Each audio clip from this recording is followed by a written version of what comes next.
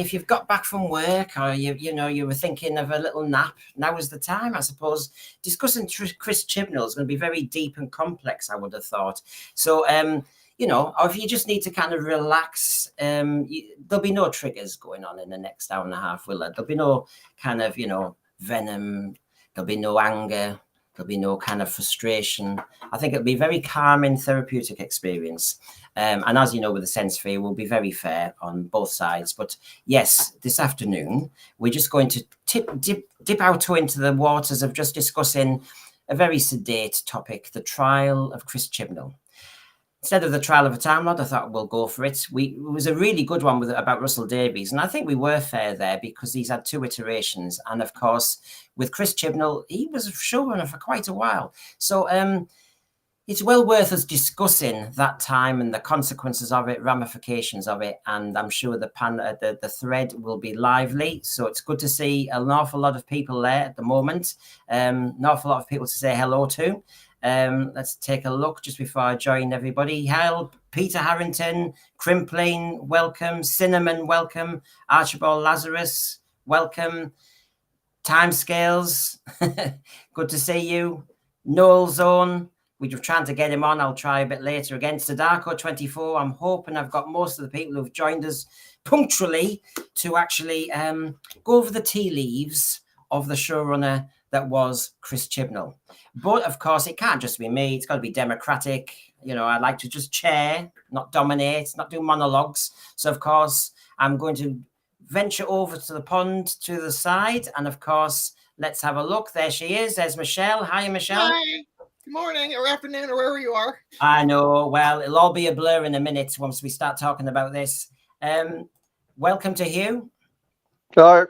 Good evening. He's still in our time frame, so to speak. And where is he? It's because it's too quiet at the moment. So, of course, where is he? Oh, there he is. Have you lost your voice yet? Well, do you know, I pray. You would love that. It's not happening. Hello. Good morning, Michelle. Good afternoon, Hugh. Goodbye, Brendan. You are the weakest link. Goodbye. We've got a new panelist, and so I'll bring him on now. We'll be fast and speedy. Scott, hiya, Scott. Hello. Hello, Scott. Hello. So we're covering a few age ranges here as well. And of course, if anybody on the thread or anybody who emails us or anything, we are trying to cover Jodie Whittaker fans, Chibnall fans. We're trying to cover every era. We do try and be fair on here, and we will give every iteration of the program a fair cop. So welcome, Scott. That doesn't mean you're that person. It just means we're covering age ranges here, and you never know where you're going to go with that. Bit of housekeeping first, of course. We are all over the place online nowadays. It took me forever to work out how to do it. So on Twitter, we are there at Sense the Sphere. We're there on Instagram, the _sense_sphere. We have a thriving Doctor Who fan community forum on Facebook. It's up to about 240 members now, and it's going great guns. And of course, you can email us as well, ideas, suggestions. You can actually say you want to come on as on the panel. You're an expert of God knows what. Please join us. sensethesphere@gmail.com, and I promise you, I'll get back to you. It's always good to hear from you all. So that's where we're up to. So what are we here for? Let me just remind ourselves why we're here. I've called you all here, panelists and thread. I've you know, I'm in deep space. You can see behind me, and I'm in orbit. This time, not Russell Davies, but I've nipped into the time stream of Chris Chibnall. I suppose you'll have to call me the Inquisitor, but I'm not going to, you know, dress up like that today. No. So we're going to be looking at Chris Chibnall. Now, there's Scott, our new panelist. There he was, and we will probably ask him during the show what was all going on there. He was at the location shoot recently with Shooty, and he saw what was going on with that OK Diner. So if we're nice in the thread, we could ask him what was going on. We could get some tidbits of what was going on with the program. So welcome, Scott, again. Bits of juicy gossip there, maybe. But, of course, we're here to discuss and put on trial Chris Chibnall. And, of course, it's important that I actually do know whether your credentials are up to speed, folks. So we're going to do it again. The puppets are having a quiet day. I mean, this one, as you can see, he's you know, he's switched off. He's in snooze mode, so there's none going on at the moment. But tell me when it's over. I'm going to check your credentials. So let's have a look at this one first of all. Because we're doing the Chibnall era, do you know what you're talking about? Or are you just going to say one word like maybe John might? So take a look at this. Name that villain. Can anyone name that villain? I've got it. I've got it. Is it Tim Shaw? So, yes. I could see Hugh was going for it. Well done, Hugh. I could not remember it. And of course, Scott was on there straight away. That's why we've got Scott on. He actually is, I don't know, remembered some of these. Oh my God. Right. What about this one then? I have a nickname for him. I don't know his actual name. Is that the fella that liked KFC and thought it was finger licking good? Yeah, that's what happens when you put hula hoops on your fingers and you can't get them off. Yes. The inventor of finger foods. I don't know who he's called, but will that species related to the Eternals from Enlightenment? They get a mention. They were a similar race, were they not? They were gods. I had to look this up. He's called Zelin. He's a god, and then he got another god who he'd been sending all these nightmares to. Yes. So I tell you what, if he's Zelin, I'm not buying. Well, Sadako 24 is on it. I'm impressed with the thread, and I'm impressed with the panelists because I really had to test myself here. It was from the episode Can You Hear Me? But I don't know the name, never saw the story. Oh, sorry, I built you up, Sadako. Yes, he's called Zelin. But I did have to check that. Okay, so let's just try another one. Name the villains. Can I name all three? Because I know all three of them. Go on then, you go for it. So the one in purple is Swarm. The one in the back in the blue girl, she's Azure. And the one in the black and with the mask, that's Passenger. Well done. I must admit. Did you know those, John? Yes. I remember that they were committed to memory and so memorable. Actually, to be honest and to be fair, those two at the front were two of the better acted, if not written, Chibnall characters. Yeah. Michelle, you're quiet there. Would you have known the names? I recognize them by sight, but not necessarily their names. I think they are very striking, and the makeup and the costuming on them is fantastic. Well, I like the shoulder pads. Very and this is what I mean. The thread, you know, Wet Willy Man, Five Finger Freddy. We've all got the dentist. We've all got jokes about these villains, and you do wonder whether this was part of the problem. So, what Iggy Pop was in Doctor Who, you know, Peter says. I mean, honestly, Anyway, nearly checked your credentials. Now I wanted to check with this. Which story is this from? Now, Scott, you hold back because you're too good at this at the moment. I know. So Spaceballs. I know it does. I'm trying to think. I'm trying to think what episode it was now. I forgot. I know. Something in my head. I know. There's an echo somewhere. I know. And the only reason why I know is because it was so bad. It's unforgettably bad. That was Orphan 55. It was. And let's just kind of do the focus here. What? Look at that. Who said Doctor Who is cheap looking? Look at that. Wonderful. Bring back the 80s. I know. Yeah. You just, it's the Tufty Club, says Crimpline. And of course, you know, Peter Harrington, it's a furry. Yeah, they've all got names nowadays, haven't they? That was it does look a bit like sort of like badly made up Victoria Wood from the 80s. That's true, actually. That's very true. Peter Harrington says Pipkins. He's right. Oh, the Pipkins are rainbow. Yes. It's bungle. Yes. But what we're saying is it's childish. That's what we're saying. It's pathetic. Now, with the story. What story was that then? I know it. Or do you want me to hold Scott? Hold on. I know it as well. I know this. Oh God, Michelle, what about you? No clue. Hugh? I know it, but I can't remember the name. Okay, that's another issue I think with some of the Chibnall era is the titles. So go on. Yeah.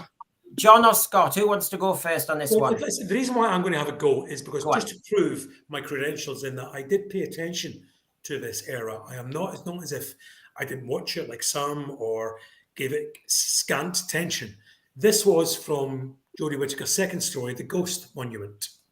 Well, Crimpling de Bloom agrees with you. I can see Scott does. Sadako 24 also. Peter Harrington still talking about that furry saying Benny. I mean, honestly. Oh, Miss Diane. I know. I just want to know if his house broken. It's just shocking. Just for people who wouldn't know who Benny was, which was presumably anyone who's American or younger than about 50, character from Crossroads, which obviously much more likely to appear with Russell Davies, given he was such a big fan. Mm-hmm. Sorry, I'm just on oh God! Now this is where I'm really going to knock you all, Hugh and everybody. This is really. I mean, I had to really. I know this as well. I know this one. Actually, I know this one. Oh my God! I know as well.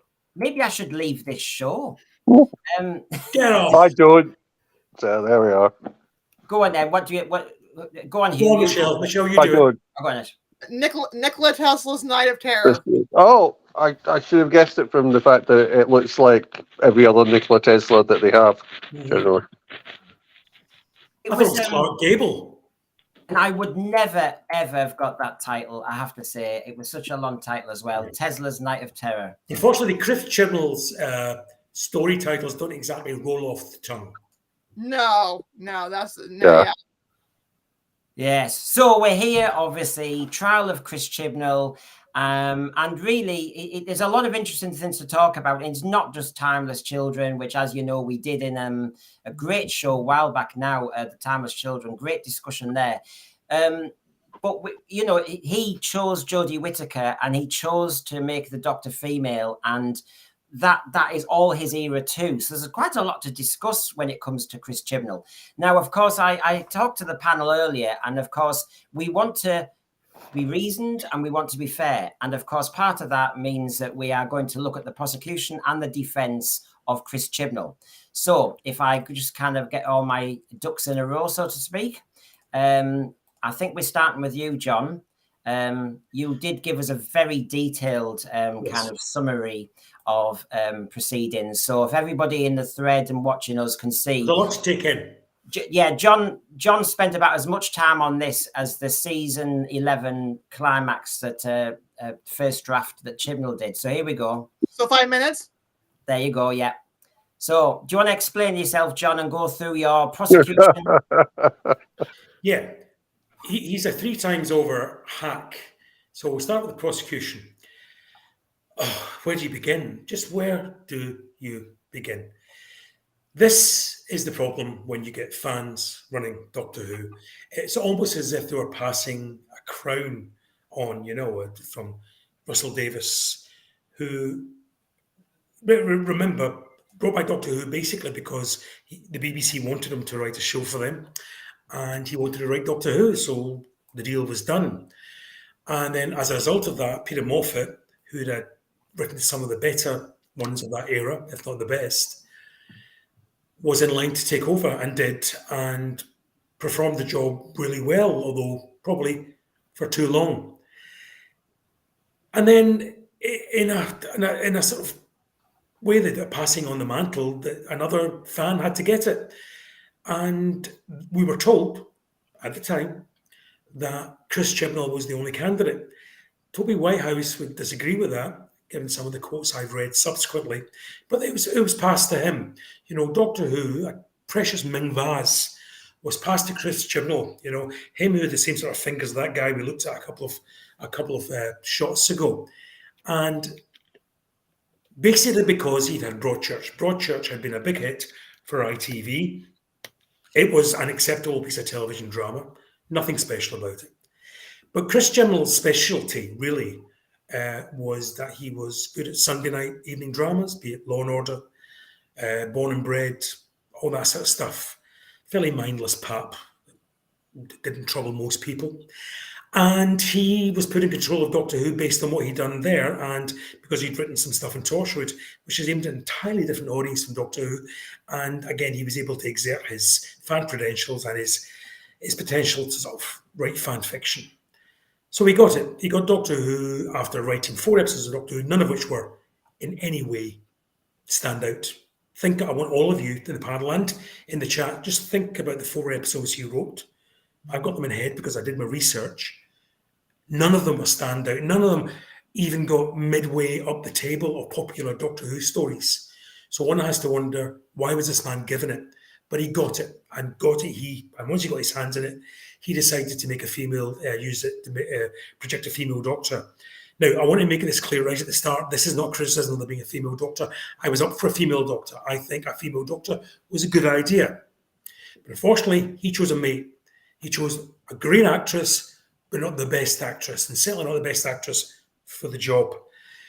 And as a result of that wrong choice, what she needed was better scripts, absolutely fantastic scripts to really help her rise to the challenge of this role. Somebody who'd create a character, somebody who could create great supporting characters around her and really give her a fantastic adventure as the Doctor. He failed on every count. So he's a hack. I know I've gone on a little while now, so I'll cut it short. He's a hack because he can't create characters. He couldn't develop those characters and he couldn't make them work as a unit. He's a hack because if you go and look at his previous Doctor Who work and what he did there, he just cannot follow a story. If a Chris Chibnall story doesn't have a countdown in it to create artificial tension, then we're surprised. And he's a hack because he had 6 episodes over COVID with a budget that should cover 12 or 10 or 11. Now, and John, he still managed, hold on, let me finish briefly. He still managed to cock it up. He left Doctor Who, which was passed to him, not in the best of condition, but he left Doctor Who as a damaged brand, not because of the actor playing the Doctor, but because people were just thoroughly fed up of a programme that was lecturing to them and a programme that didn't entertain them anymore. So Chris Chibnall, you are a hack, and I claim my £5. Well, there's a lot going on in the thread that I'm trying to kind of pull in. I mean, it was said by Archibald Lazarus ages ago, what is a hack? Do you want to briefly just tell people what a hack is, just in case they haven't got a hack's someone who basically phones it in, someone who just really takes the money and runs. There was no vision there. His vision was he wanted a female Doctor. That was it.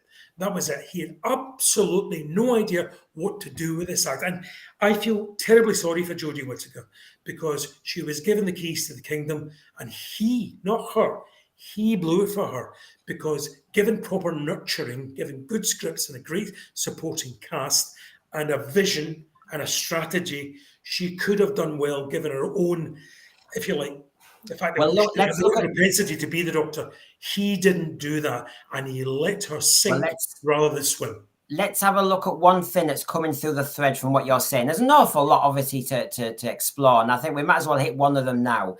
And this is one of the key ones, and I can see it in the thread. So I'm going to ask all panelists before you get to your criteria about this area.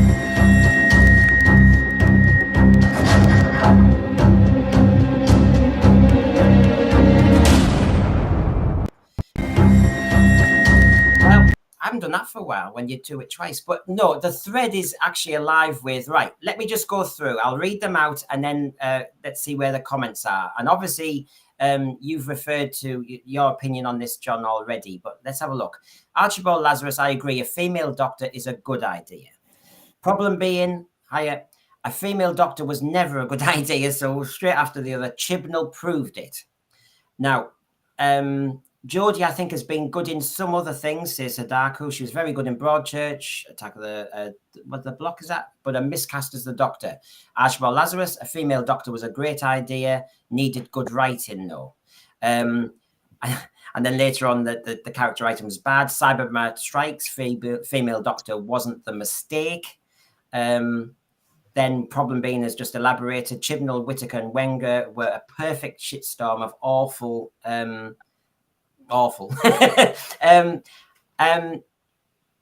Yeah, I mean, you can see where it's Marmite. That's the point being made, that if, and I was quite up for a female doctor, absolutely, let's give it a go. But in doing so, you have to make sure that you're going to get people who don't want that. You're going to get people who are going to be up against it, who are immediately going to dial out of the program. So you have to make sure that you've got a showrunner and a writer at the top of their game. He had 11 million viewers tune in for that first night. He had the goodwill of the British public behind him, and I dare say the international audience too, to make this work. People were willing it to work. He blew it. Right, well, we've got your point loud and clear, John. I'll just bring in the other panelists now. So, he blew it. So Michelle, as you're talking, I'm just going to show the thread and everybody watching a summary of the programs he in the seasons and of the ratings. But Michelle, and then I'll move to you, Hugh, about your thoughts on the female doctor casting and how it was written for, because obviously you see our thread is split. Michelle? 100% he blew it. I was a fairly new fan. I started watching during the Capaldi era. I knew that they're going to have a female doctor. I could see it coming with the talking about the doctor can change genders. We saw it happening in the Capaldi era where Time Lords changed genders. So at the time, I was in favor of a female doctor. I saw it as the natural progression of the way that the show was going to go. He completely blew it. I had stopped watching just because of conflict of other shows near the end of the Capaldi era, and I saw no interest really to pick it up during the Whittaker era. And people that I had introduced the show to and were watching it, when I asked them how they were enjoying the show under the new female doctor, they were not enjoying it, and they did not enjoy when the Fugitive Doctor came on, and they stopped watching it too. And then also in the United States, there was no incentive to watch it because the merchandise was drying up. Before the Whittaker era, you could go into Hot Topic and there was the whole Doctor Who section. That's not there anymore. You can walk into Barnes & Nobles, which was our booksellers. There's Doctor Who stuff. I got a Doctor Who TARDIS teacup so the merchandise was drawing up. People weren't talking about it anymore. I will give him a defense. He did keep the show going during COVID and during the COVID lockdowns and the tyrannical ways that they were the tyrannical rules. Lockdowns, yes. Yeah, lock down the rules to keep a production going. The fact that the actors had to put themselves into quarantine away from their friends and family, which is just insane. I will give them props for keeping people employed during a very difficult time. But again, don't worry, Michelle. I will come to them. I've got a slide for you, so don't worry. But on the female doctor, it's just interesting where people stand, because when I was talking to John the other day, I mean, and it's been said in the thread already, Missy, we liked Missy. Great. Great. Them all off. Yeah. So I think it's important that as a Sensory program, we say it's a contentious debate, all this, but it's well worth dipping into. But can I just say, I think I can speak for me, I can speak for John, and I think I can speak for most of the panel, but please tell me if I'm wrong. We've watched all the era. We've watched it, and actually we were giving it a chance. So actually we know I don't think every channel out there who live streams has actually watched every episode. That's important to say, Brendan. This is not about an era of the female doctor not working. That's not what it's about. It's about the person who ran the era of the female doctor. That's what everybody's preconceived notion that this is something to do with being a female doctor. It's absolutely not. Well, No. my dad, I remember the only one I watched during her run, and I watched some afterwards, was Power of the Doctor, and that was a snooze fest, and that's supposed to be the big regeneration episode. Also, it was the 100th anniversary of the BBC. It's supposed to be exciting. It's supposed to be thrilling, and she did not act like she was a person that had been in that role for 3 to 5 years. Well, my mom even went up to go take a bath, and later I asked her, she goes, and what she thought of her, and she goes, she's just not the Doctor. Now, I've got a few things to add to bring Hugh in. So, Hugh, if I just kind of said one or two things in the thread, it's still on the female Doctor and Jodie Whittaker and everything. Yep. I've noticed Garbage has said it was one of those situations where there was no audition. Then, of course, that's elaborated on, I think it was from Garbage, saying that basically when you look at all the 13 incarnations up to that point, that a lot of them had great personality and everything, and she seems to have been the worst incarnation of the lot. Now, of course, we're not blaming Jodie Whittaker, we're blaming the showrunner for that and the writing for that. And so there's a discussion that basically, even if people were open to a female Doctor, there was no audition. And she didn't deliver. I think Michael Nemo down here says, when you think of all the Doctors, that was the one, sorry, and their personalities, how does Jodie stand out? What's different about her personality from the others? What makes her different? Anyway, Hugh, over to you on the female Doctor debate regarding the showrunner's choice. Yeah, so I mean, I'm with John. I have no problem with a female Doctor. I have no problem with Jodie Whittaker as an actor. You asked me, Brendan, in terms of this about what my problem with Chibnall or my prosecution with Chibnall was, and I can get on to the defence later, and that is character. And I think if you're going to write the first female Doctor, you have to understand that has to have some form of female perspective. And I think it was written by someone who has never met a female, who doesn't know what a woman is, who doesn't understand what the whole concept would be, and therefore wrote an entirely bland character and couldn't write other characters, as John has said. I mean, this is the shocking thing to me about what happened, was that, not only were the titles bland and unforgettable, but so were the characters, and that was what damned it. And I think you could have taken a combination of Judi Dench, Olivia Colman, and Helen Mirren, put them into that role, and the way it was written, it would have been forgettable. Were you? There's a few people here in the thread talking about, well, she was great in Broadchurch, so it looked promising. Problem being is blaming Chibnall and Whittaker, because of course there was a smugness with the fans when Jodie Whittaker kind of mocked the white male prism, remember, when she wasn't exactly an expert on Doctor Who, and she went in with a poor interview.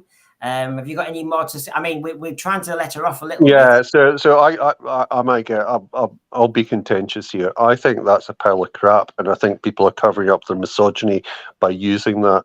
The person is an actor. The person does what they're able to do. On occasion, you can break out of that. On very few occasions, you can actually break out and do something.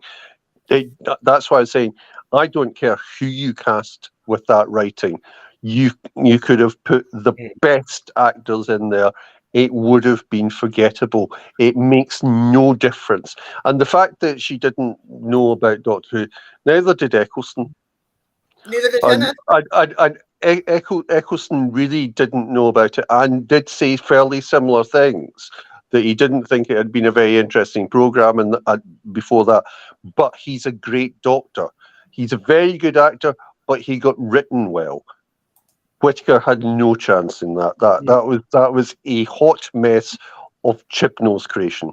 Yes. And again, the big whole thing about this is, if you're going to cast a woman as the Doctor, you're going to have to make something happen about it, not just write a bland character, which is what he did.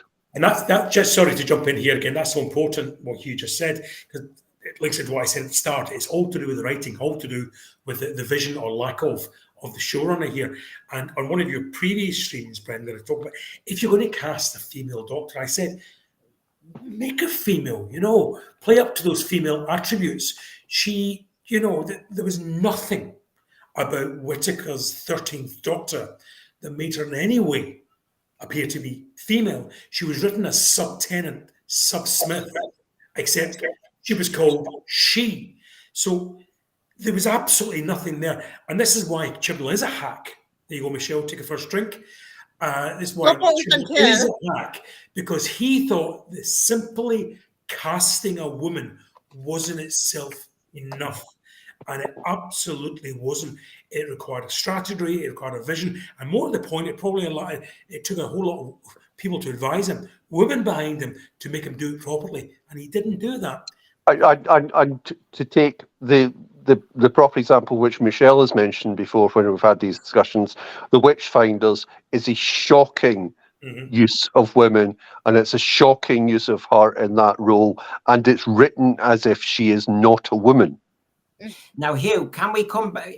Problem being, I mean, we're here to debate, and we can debate on this show. Problem being is not happy with the saying it's a misogynistic thing going on here. But he's explaining, so I mean, just so we can explore and debate, because it's out there, isn't it? He's actually explaining that if you had a different professional woman actress playing the role, that they'd have done a better job. It's just that she had no audition and she was poor in the role. It's not about misogyny, it's about she was just poor in the role. Sorry, but no audition is there's lots of people being cast in Doctor Who have been great with no audition.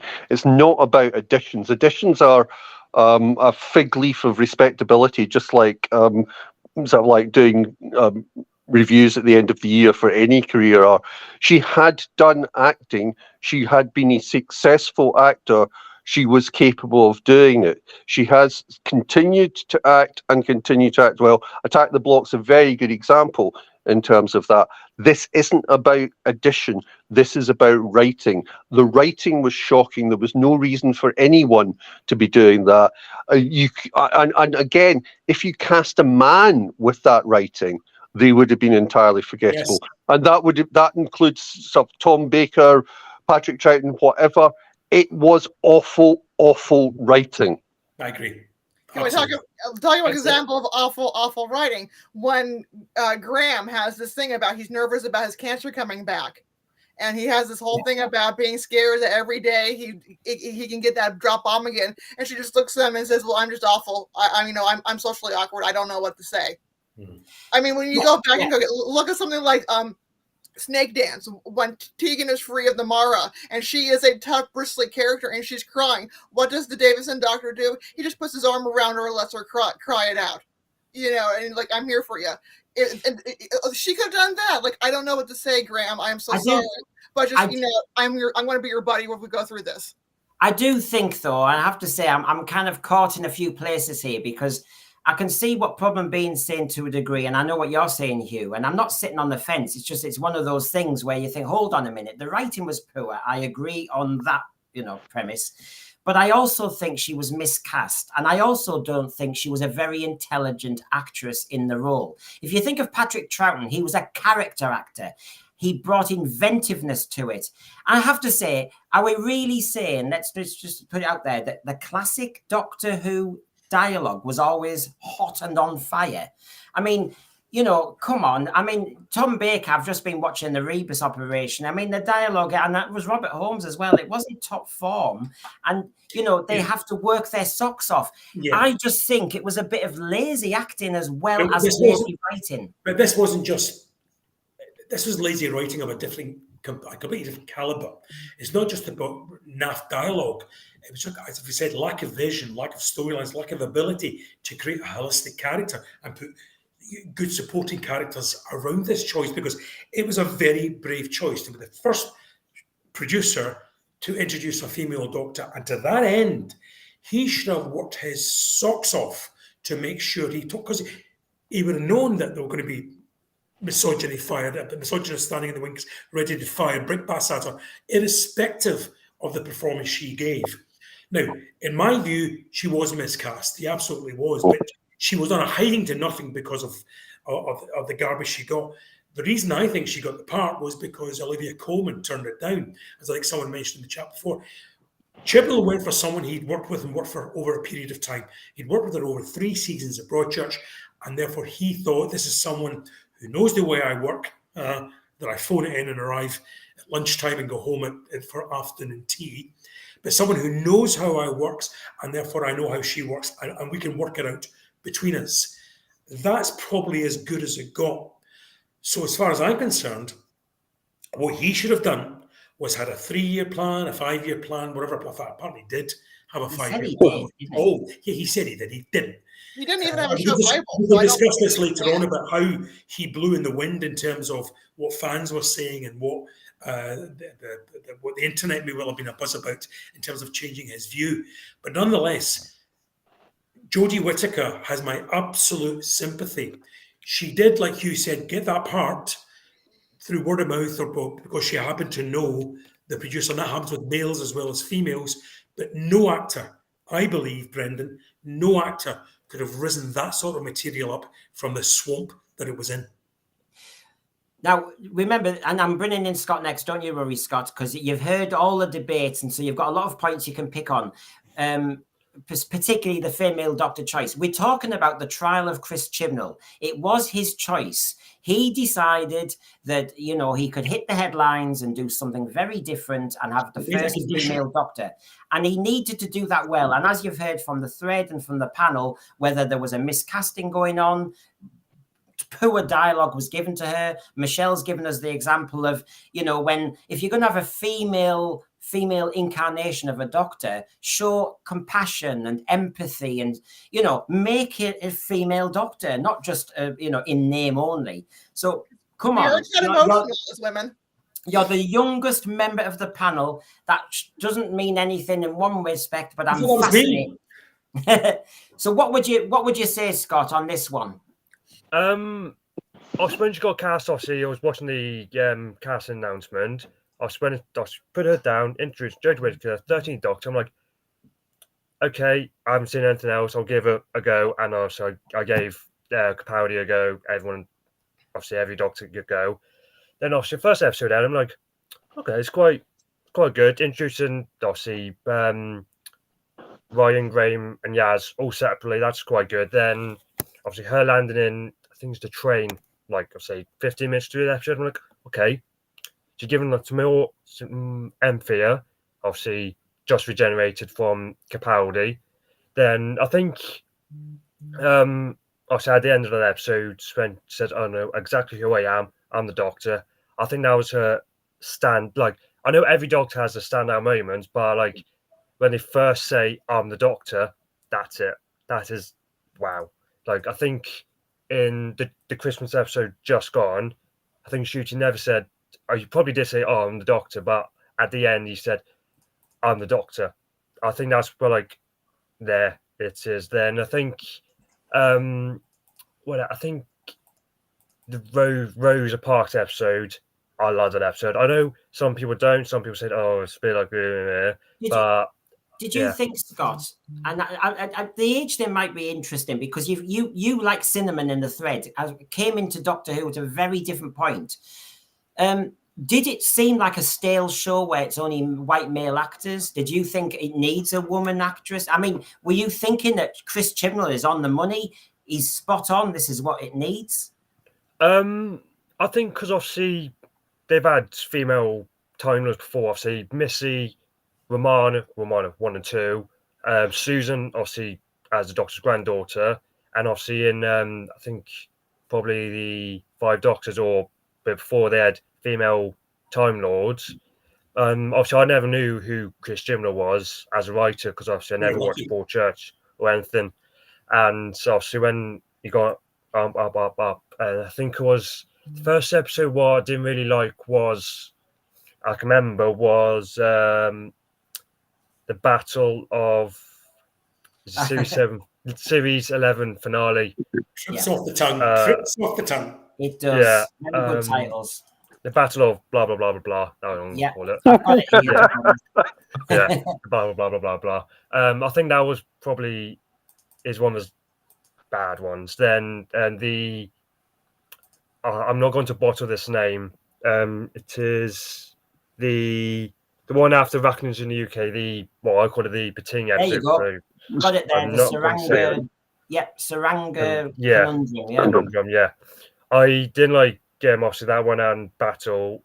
I did like obviously the woman who fell to earth, Ghost Monument, Rosa. Arachnids was a bit like okay. I didn't like the bit where Ryan was playing Stormzy. I was like, okay, that's a bit weird for Doctor Who, that is just playing a bit Stormzy there. Demons, they're okay. Kablam is like, I'll say Kablam's like an Amazon takeover robot. If Amazon was a robot, it was like that. It was, in my opinion. I'll say the Witchfinders was quite good because obviously, I did history in school and we did like that. But on the female Doctor front, I mean, had you seen Jodie in anything else? Do you think? Yeah, I think I did. I think between series probably 11 and 12, I did watch one of the films, Get Santa. It was a Christmas film from like a few years back. I did like it in there, but obviously, I think I more know her as the Doctor than anything else. Like I think. Obviously, the shooter, I've known him from Sex Education. Now he's on Doctor. I'm like, okay, but obviously everyone gets used to each Doctor at their different points. They do. There's an awful lot in them. I have to say, this is one of the busiest threads I've ever seen, and thank you, everybody. And I'm trying to kind of absorb it all. I'm sure the panelists are too, but I'm fascinated by a lot of what is being said. There's a discussion about race now. We've as a panel, we've discussed this in about 2 weeks' time. We're going to discuss the Doctor Who and race. We can go there and we can discuss a lot of the not just sensitive areas of Doctor Who that people tend to tiptoe away from. But I think this program is going to go there and we are going to discuss it. So please consider that, because I can see the thread is alive to the casting of a Doctor and Shooty and various things. And Joe Martin is now being mentioned. Fascinating. Now, female Doctor, we've kind of talked about the casting of that.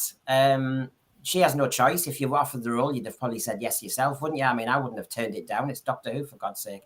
But the casting was his choice and the writing of it was his choice.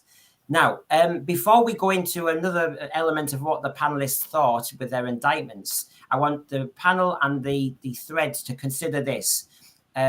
So I'm going to show you the ratings for the 3 seasons or so, because I'm going to ask the simple question in our burning issues here.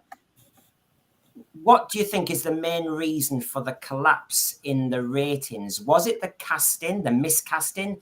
Was it the writing? Was it this? Was it that? Because we can all have opinions on whether it was a good or bad Doctor, a good or bad episode. But my God, if I just show in our next burning issues the ratings.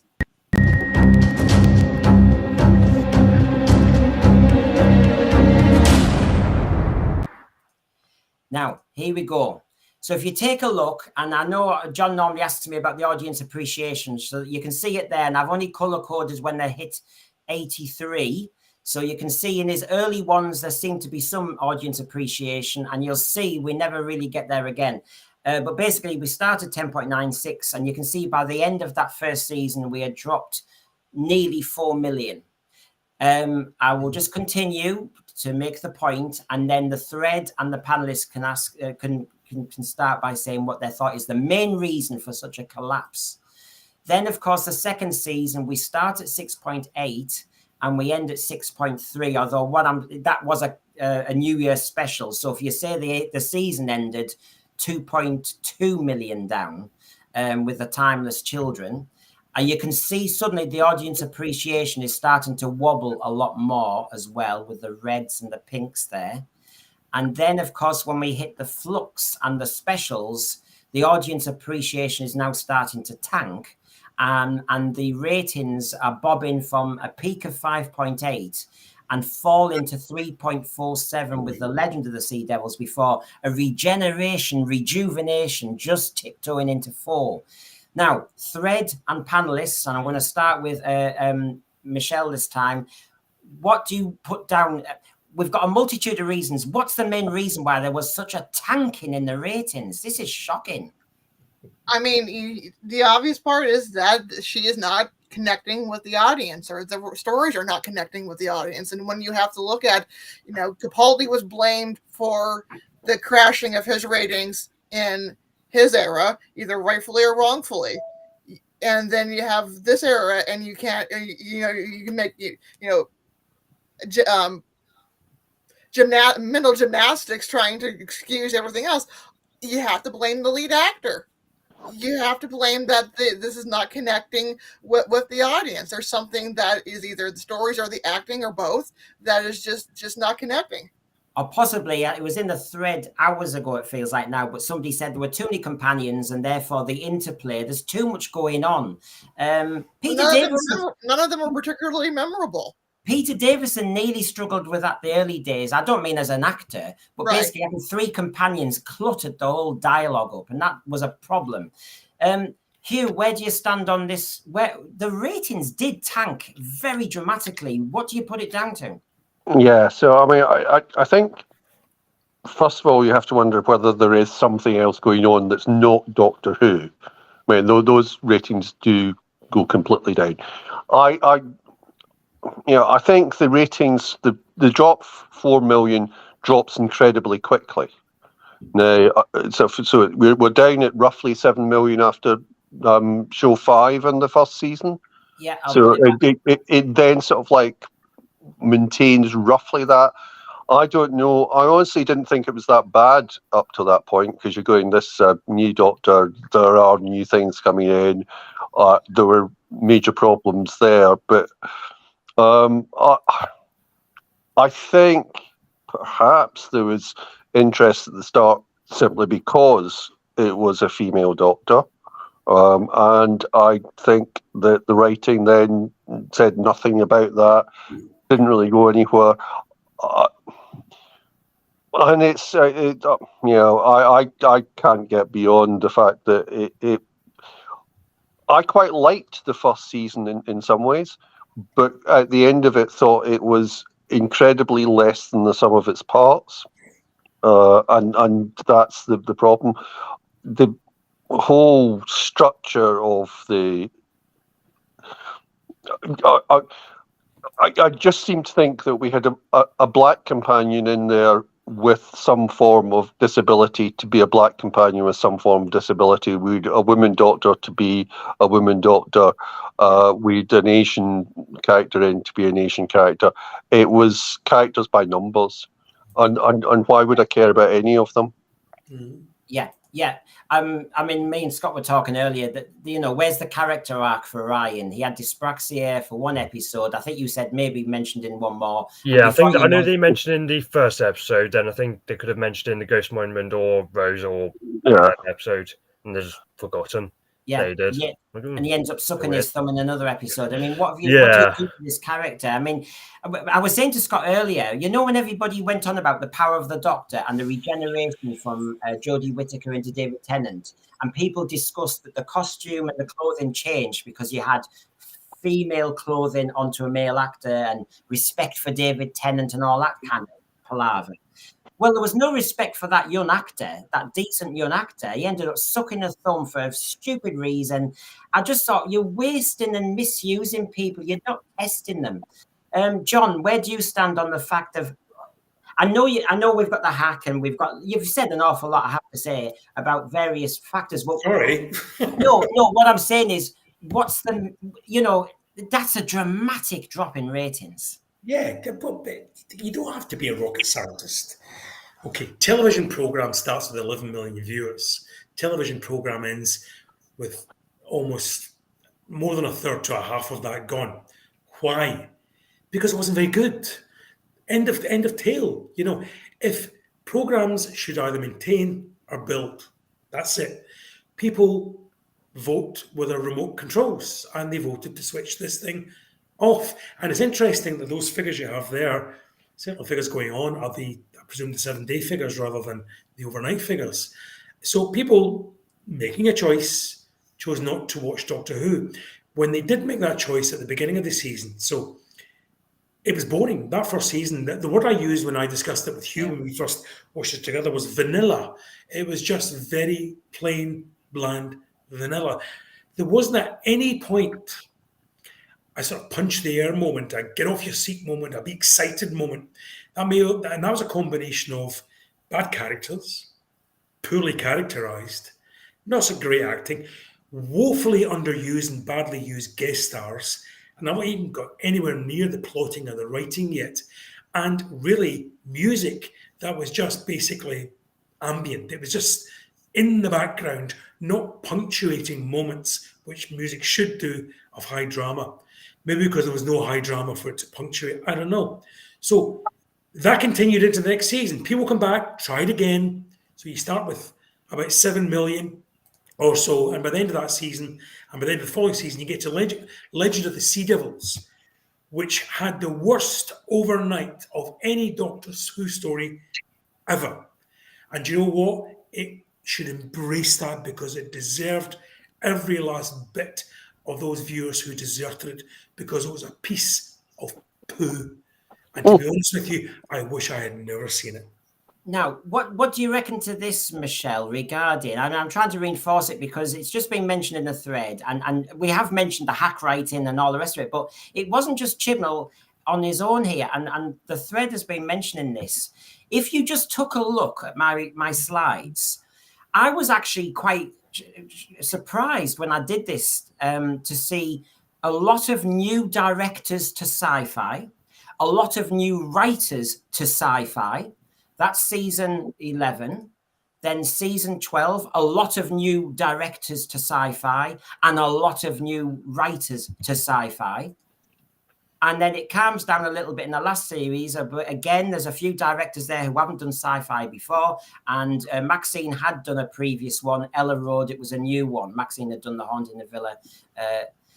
So I just wonder, when we hear what John says, and actually a lot of us are saying about the dialogue and the script, was there an element here where, yes, the BBC are trying to be diverse and trying to actually hit some criteria here, but there's an awful lot of people just talking about the people who were not experts in sci-fi. And I'm sorry, Jamie, my partner, was in the thread saying he fell asleep during Doctor. Never done that before. I was bored rigid. I mean, would you think that's one of the main reasons, or have you got a different one? Absolutely. I mean, you have to look at it that these are new, and sci-fi is a genre. You have to know how to write genre. It's different than a drama. It's different than a soap opera. It's different than a comedy, though it can have elements of that in it. But the fact is that these people, and they may be extremely talented in another genre or another, but they didn't know how to write for a sci-fi. They didn't know how to write for a well-established show with the show's canon and lore and personalities. And another thing I heard through a podcast or Twitter or something was that Chibnall complained that he was getting these scripts and he had to rewrite half of them. So half of these are actually his rewrites too, ever that is true. So there's no excuse for bringing in bad writers or writers who are out of their depth or writers who are still learning their craft and not having an experienced producer or script editor to come behind them and help them. So clearly, this is back to the showrunner, and these are back to bringing in people who are woefully out of their depth in a genre. And it used to be in the classic era, you did not get Doctor Who unless you had done a couple of other shows under your belt because they knew even back then that Doctor Who was so different and a difficult thing to film. We all remember the shock when Andrew Smith wrote Full Circle, and we all went, oh my God, how's he managed to do that? Because he was a fairly young lad, and we're all shocked there. You know, we'd all been writing our little scripts at home. I had mine, The Power of Genre. I had, believe it or not, I did fan fiction. I did a regeneration in the middle of the season. My God, how new is that? So basically, we were all doing it, and then Andrew Smith appears. But to make your point, Michelle, yes, it was normally Malcolm Hulke, Terence Dix. It was other people, Robert Holmes, people who knew their stuff. And Andrew Smith was the standout. Suddenly you got, yes, oh my and God. He was properly nurtured by not only the script editor who eventually commissioned him, Christopher Bidmead, but by Douglas Adams and I think Anthony Reid before him as well. It's a sad day, however, when it's the producer, the chief writer, who's the one that needs nurturing. Right. He shouldn't have come in with it. Now, look, the problem with Chris Chibnall and all those new directors and writers is that they were just ticking diversity boxes at this point. So we have female doctor, tick, doesn't matter about the casting. We have, as Hugh mentioned, a list of companions there, tick, tick, tick, tick, tick, but let's not give them any characters.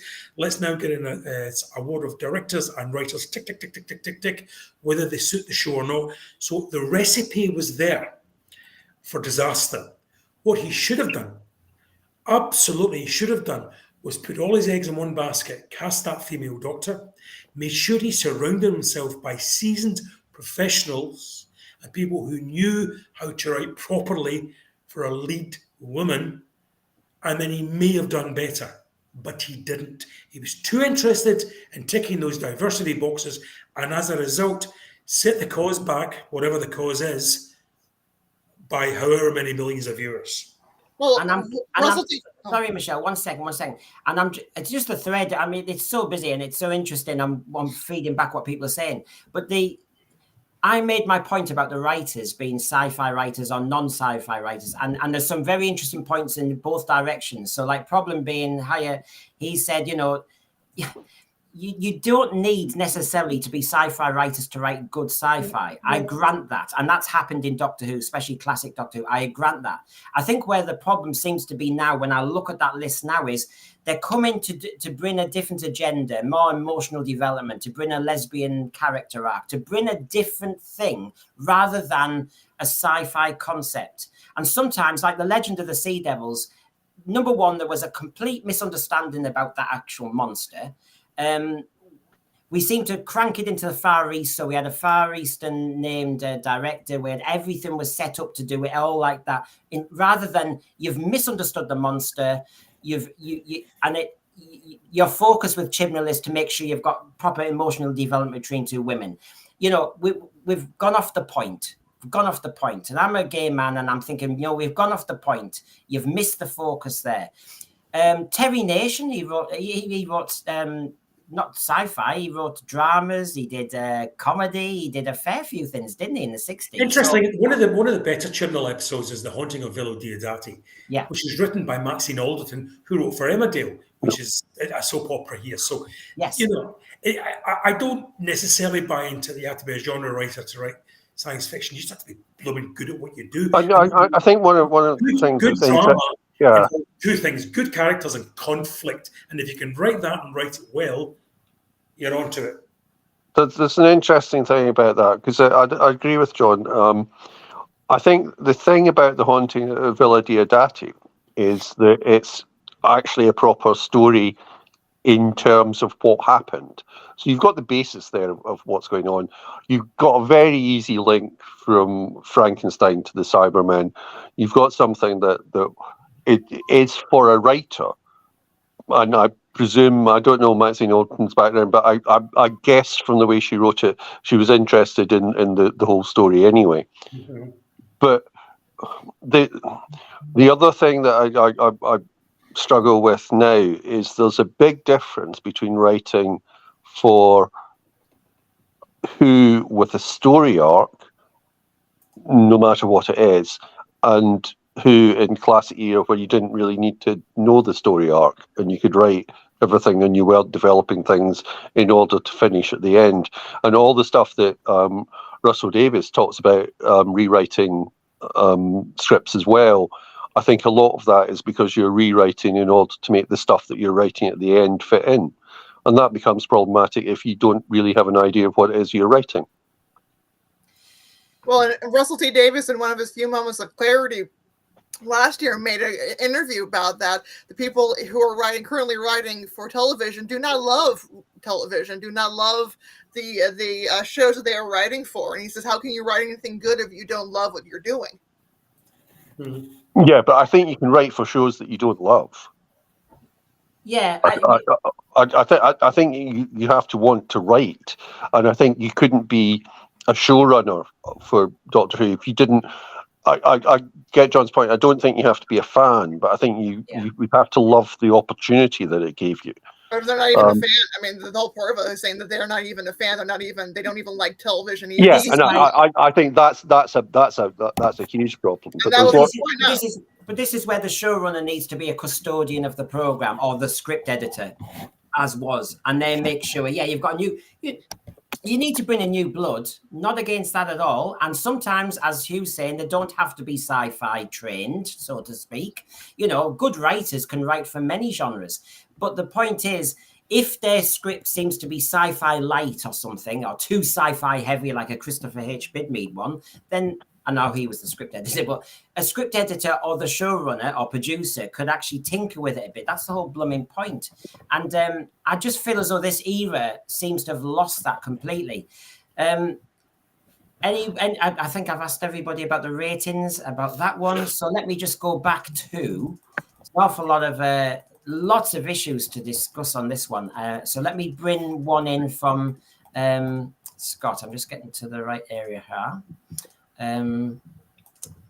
Just going to get this lined up. Okay, so Scott, take one from your prosecution at the top there. Which one do you want to elaborate on?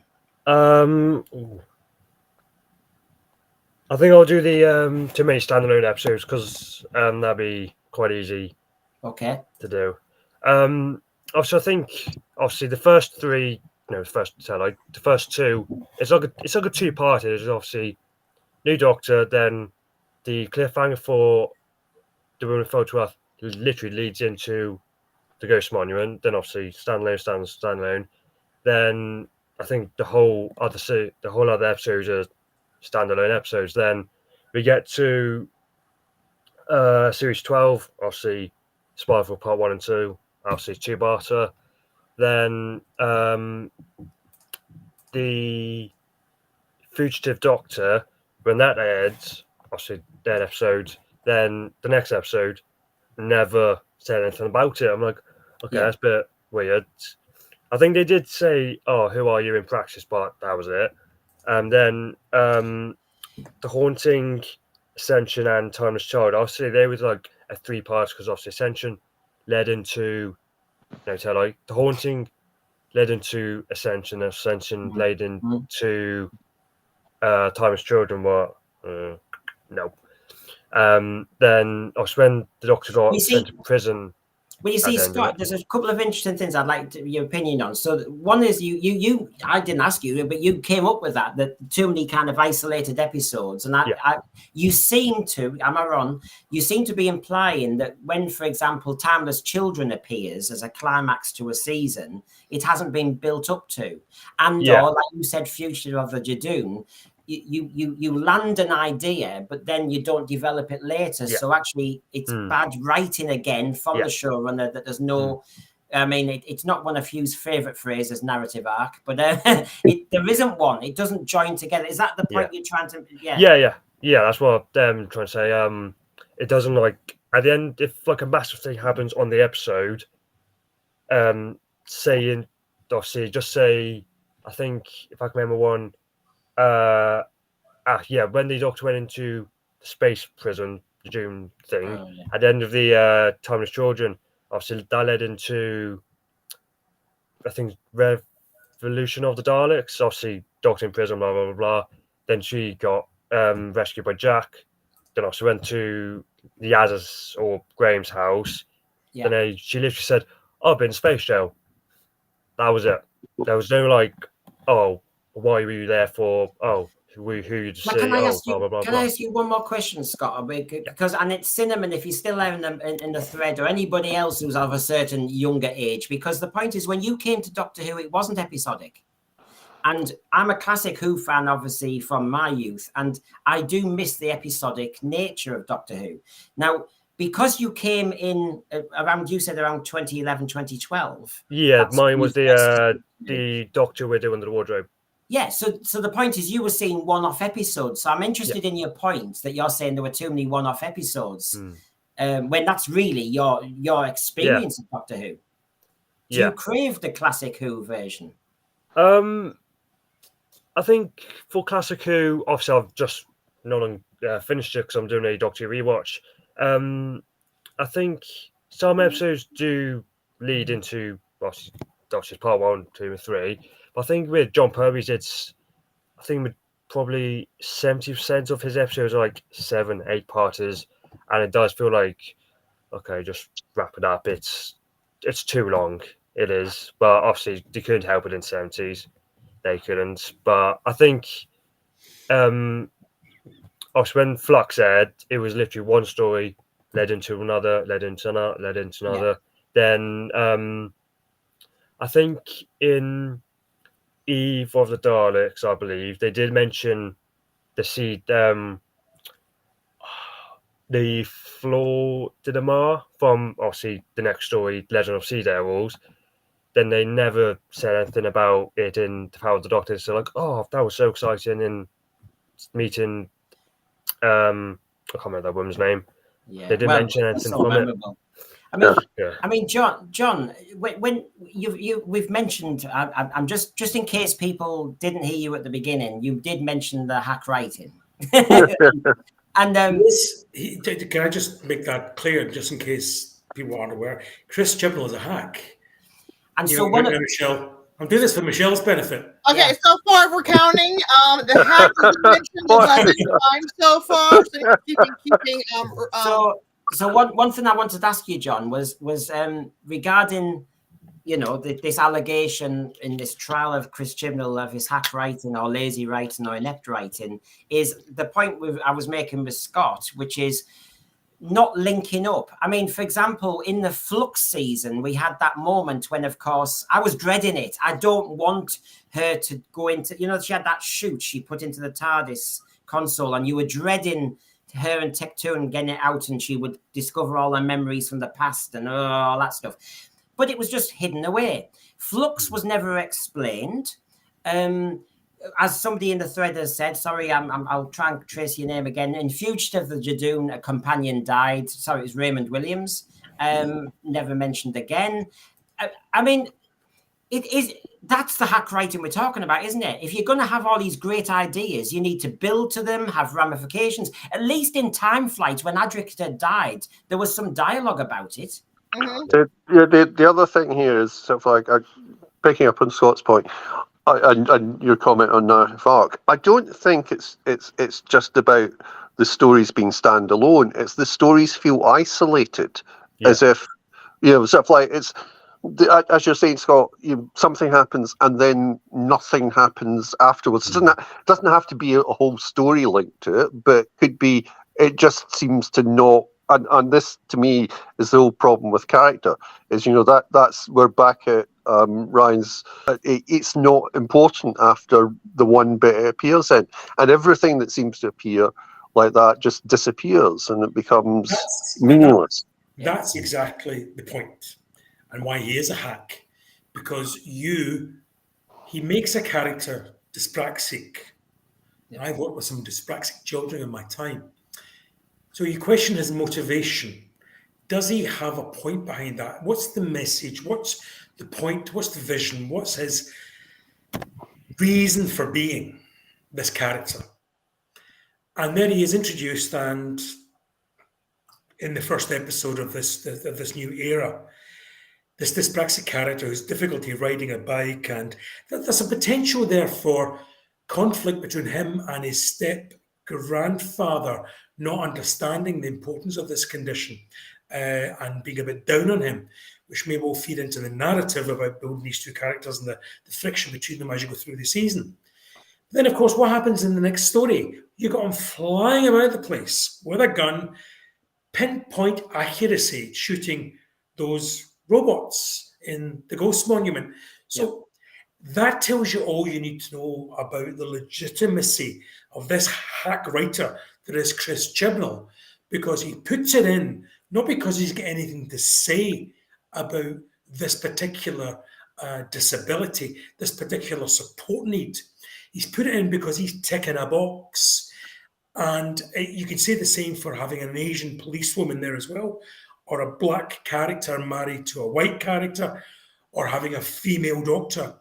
He's absolutely dishonest with his viewers because he has not given any thought. He has not planned it. He just types away. One of the most disturbing things that Chris Chibnall ever said was, and I don't know what he thought he was at by saying it or announcing this, was when he talked about one particular episode being a first draft. Mhm. I don't know if anybody, no matter how skilled they are, should have a first draft and have it put to screen. And that in itself tells you what sort of hack he was, because he as a writer should himself have recognised his own faults. Well, it was the If he thinks it's virtuous to submit a first draft and put that to screen, it tells you all you need to know about his qualities. It was the Battle of Ransko av Kolos, which was. I don't care what it was. It was crap. That's what it was. So the point is to give information. As you can see, we dipped down to 6.65. It had a little raising of 200,000 for a climax of season 11 when it had started so promising. But look at the audience appreciation. It had dipped. So just to kind of reflect on that, yeah. Can I mention another classic first draft episode that we all love and revere? Let's Kill Hitler was also a first draft. So, isn't Midnight a first draft? Midnight may have been because they were. I haven't read that.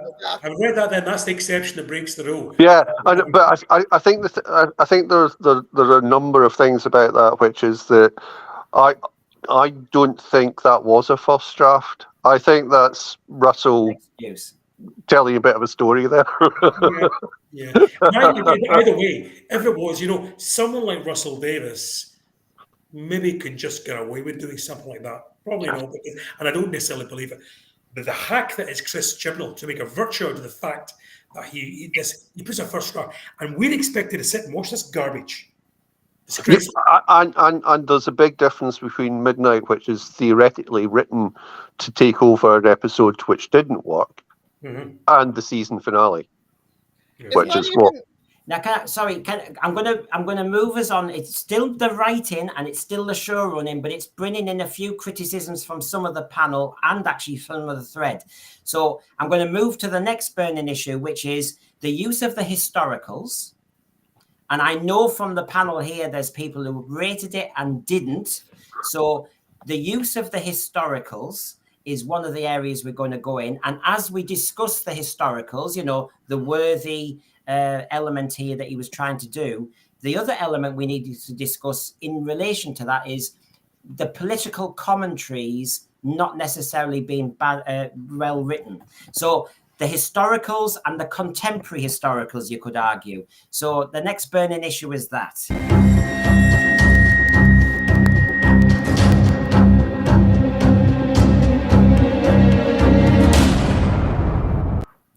So for example, Hugh, we've got here, let's have a look. My second point, yeah. So, I mean, especially before I'd watched them, I thought, it's really good that they're going to have something like Rosa Parks. It's good to have, especially in Britain, and something about the partition of India and Pakistan, which has ongoing ramifications for us. The idea of using the Witchfinders, the Witchfinders, just a basic idea is brilliant, because what else is the Doctor going to look like except some form of witch? I mean, that or wizard doesn't actually matter about the sex on that one. And do you think that this is all good? And I thought that's really good. We're going to actually get some importance rather than the King's demons and having that type of nonsense which we'd had. And to an extent, I think it was thought out as worthy. It's a defence of what I thought was going to happen rather than what did. Now, if I jump that, Michelle, historicals, you always mention Rosa, but regarding the Chibnall era, wasn't it worthy that he was trying to actually really increase the historical content? You've got, various ones in there. Oh, 100%. And the ones that he picked are interesting stories. They're stories that deserve to be told. It's just in the manner in which that they were told. Rosa should have been 100% pure historical. the Witchfinders, again, that could have played much. Yeah, 100% the Doctor would have looked as a witch, male or female, and there were male and female witch hunts. That's an important and fun story to tell. The partition of India, something that us in the West don't really understand the political ramifications and how it split families apart, and it still affects Indian and Pakistani politics to this day. But the way in which it is handled was poorly done. And just to add to your point, because I don't want to undermine you, Michelle, you've said this before, haven't you, about Rosa? Raymond Williams here, I think, is probably on the same lines. The Rosa Parks episode was so patronizing and insulting to American viewers. I felt embarrassed at going out under the Doctor Who banner. Now, the issue is, we can say it's worthy, and we can give him credit for trying to do something, almost going back to the BBC Reith era of inform and educate and everything, and back to the origins of the Doctor Who programme. To raise the historical content, but this didn't seem to land with American fans particularly. No, it did not. And American fans, a lot of people thought that was an insulting episode, because this is our history. This is something that we still talk about. It's still families, especially in the South. There's families on both sides of the civil rights issue, and in the United States, we're still grappling with that. And that legacy, and to have it done in such a ham-fisted way, and to have this racist alien, no. How bad can I bring the panel in here on historicals? Because there were historicals in the 60s, as you know, and not all of them followed to the letter what was going on in that historical period. You had artistic license, of course you did. So how different is Demons of the Punjab, Rosa, the Witchfinders, in applying an artistic license, and sometimes maybe looking a little bit, horrible histories, a little bit simplistic with their history? And how different is it from 60s Who?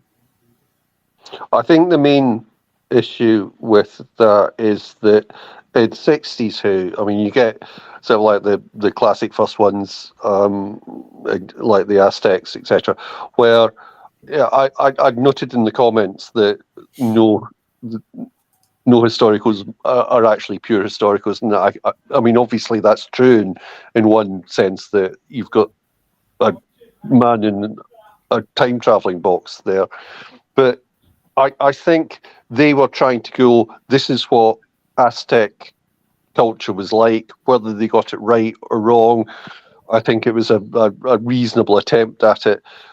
I think whenever you look at doing something like Rosa Parks, or doing something like the Witchfinders, or doing something like the Partition of India, then you have to be more careful, because you're already taking on something much more specific and about not just the education of what it was like, but your political perspective on it becomes very important. Well, also interjecting the companions and the Doctor as the heroes of the story instead of standing back. And one thing where we're still very sensitive with the civil rights era is the atrocities that were committed and the murders that were committed. Many of them are still trying to be, justice is still being done. It wasn't until almost 20 years ago that we found out who planned the bomb in the Birmingham church that killed those sweet little angels. We're still talking about the Emmett Till case, and the woman who caused it, is she... can she be tried, or at least for murder or manslaughter? She lied, and she lied. And so these are things that are still having impacts in American culture today. And to come in here and mess it up. Yeah. But you see, I'm going to try and be devil's advocate and bring John in. John, the Crusades has problems with it when you look back now. The Crusades isn't historically brilliant when you look back.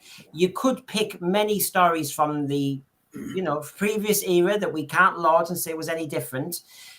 Surely Doctor Who, and Chris Chibnall, of course, was trying to raise an issue, almost a contemporary issue to kids. That's what the program's about, good family viewing. And yes, it's a bit like horrible histories. You'll oversimplify, you always maybe generalize a little bit. When you generalize, it can turn into patronizing, that sort of thing. But it was worth the effort. And I know Michelle's saying there's a lot of points missed, and, come on, it's very topical and unfinished business, really. But isn't it worth dipping your toe in the water to teach the future generations, John? Well, that's the word, isn't it? Teach, not preach. You know, the original Doctor Who, every second story was a proper historical. There had no science fiction element to it, apart from the Doctor and his companions in the TARDIS, who were quickly soon separated from that, and they took part in the adventure. And the idea was that they left it untouched, you know, as if they hadn't been there, and that was supposed to, you know, sort of play to Doctor Who's original remit, and certainly the BBC's remit at that point, to inform, educate, and entertain. So there was that to educate, to teach children, to make them interested perhaps in some what they might otherwise think are drier subjects at school. I question the motivation now. I was happy to see, I know were proper historicals, they were just stories, science fiction stories set in history, more so than they were the historicals of the Hartnell time, which I tend to think the intention was to preach rather than to, yes, I remember that was that in the Elizabethan one? Was that in the... No, that was this one was the Demons. That was, yeah, the one you had before. Yeah, that was the... So the intention, I think, this time round was to wag a finger at us all, and that's more obvious, I think. In one of the episodes I did enjoy at the time was the Rosa Parks episode.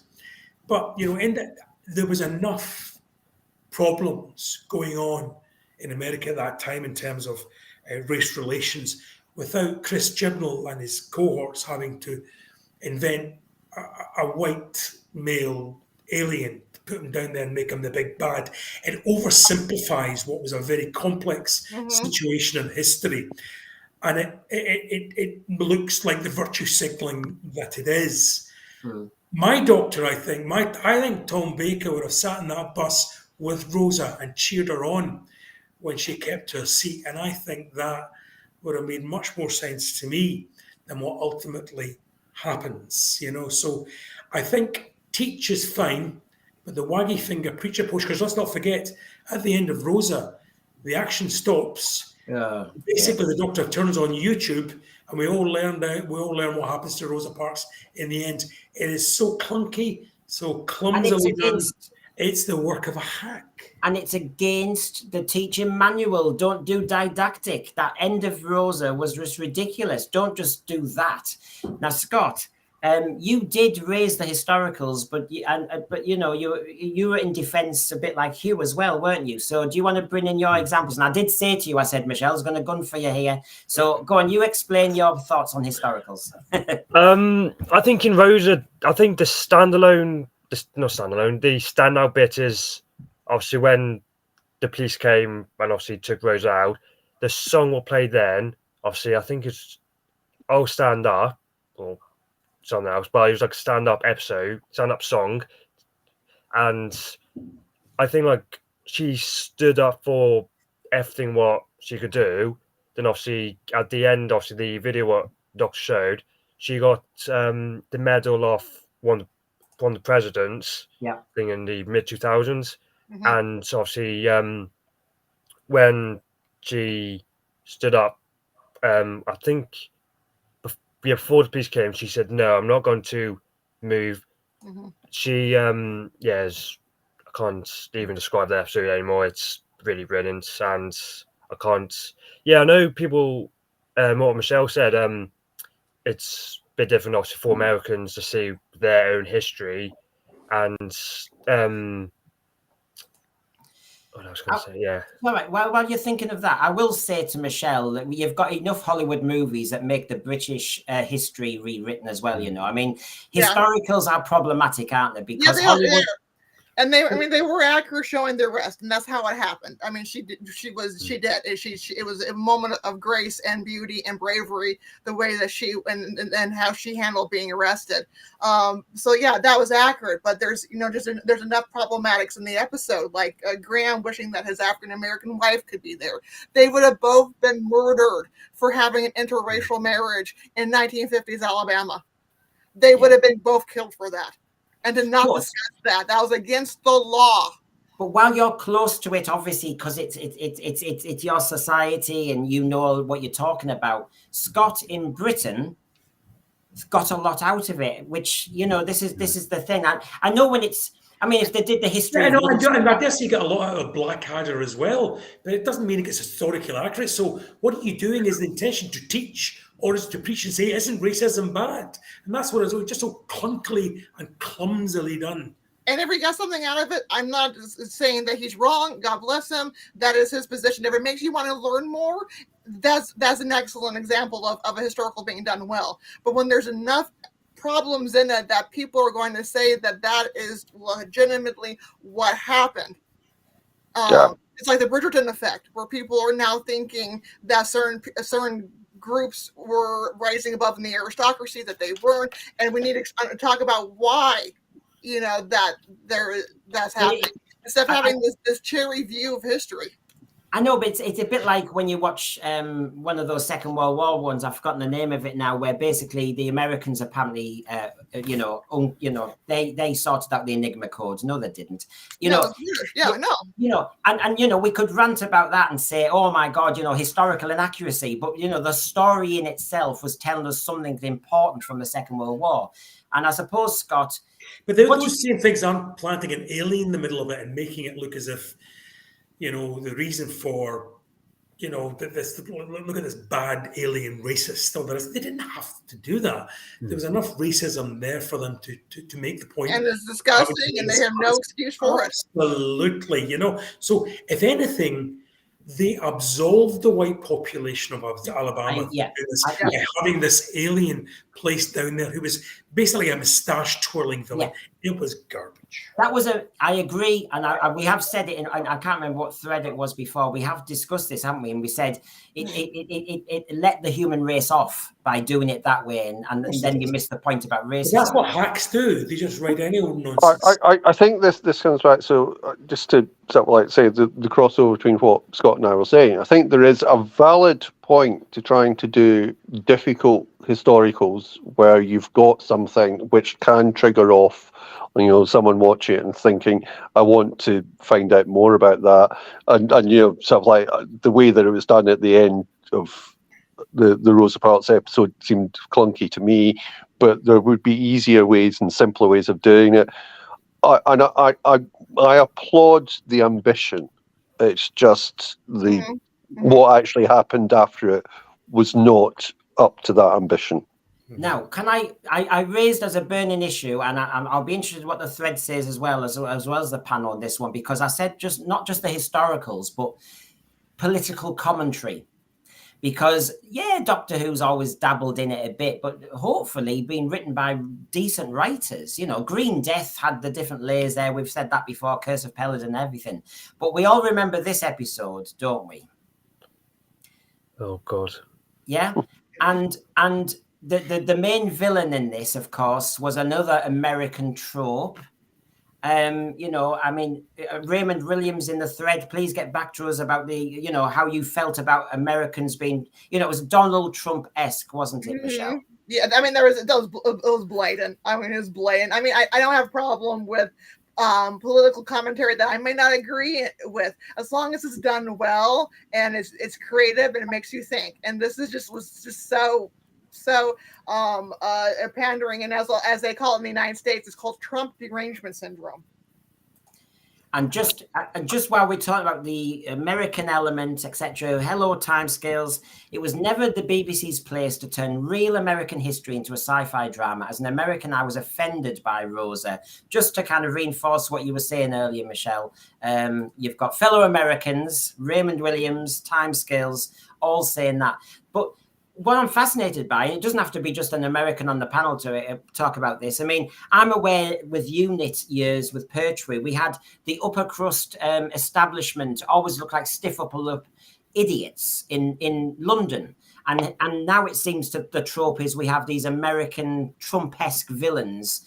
And my fear is with the Destination Skaro that, of course, we're going to have a Nyder-esque, as John would say, Davros, who it's the white male alien, the villain, and of course, get a few American tropes in there too.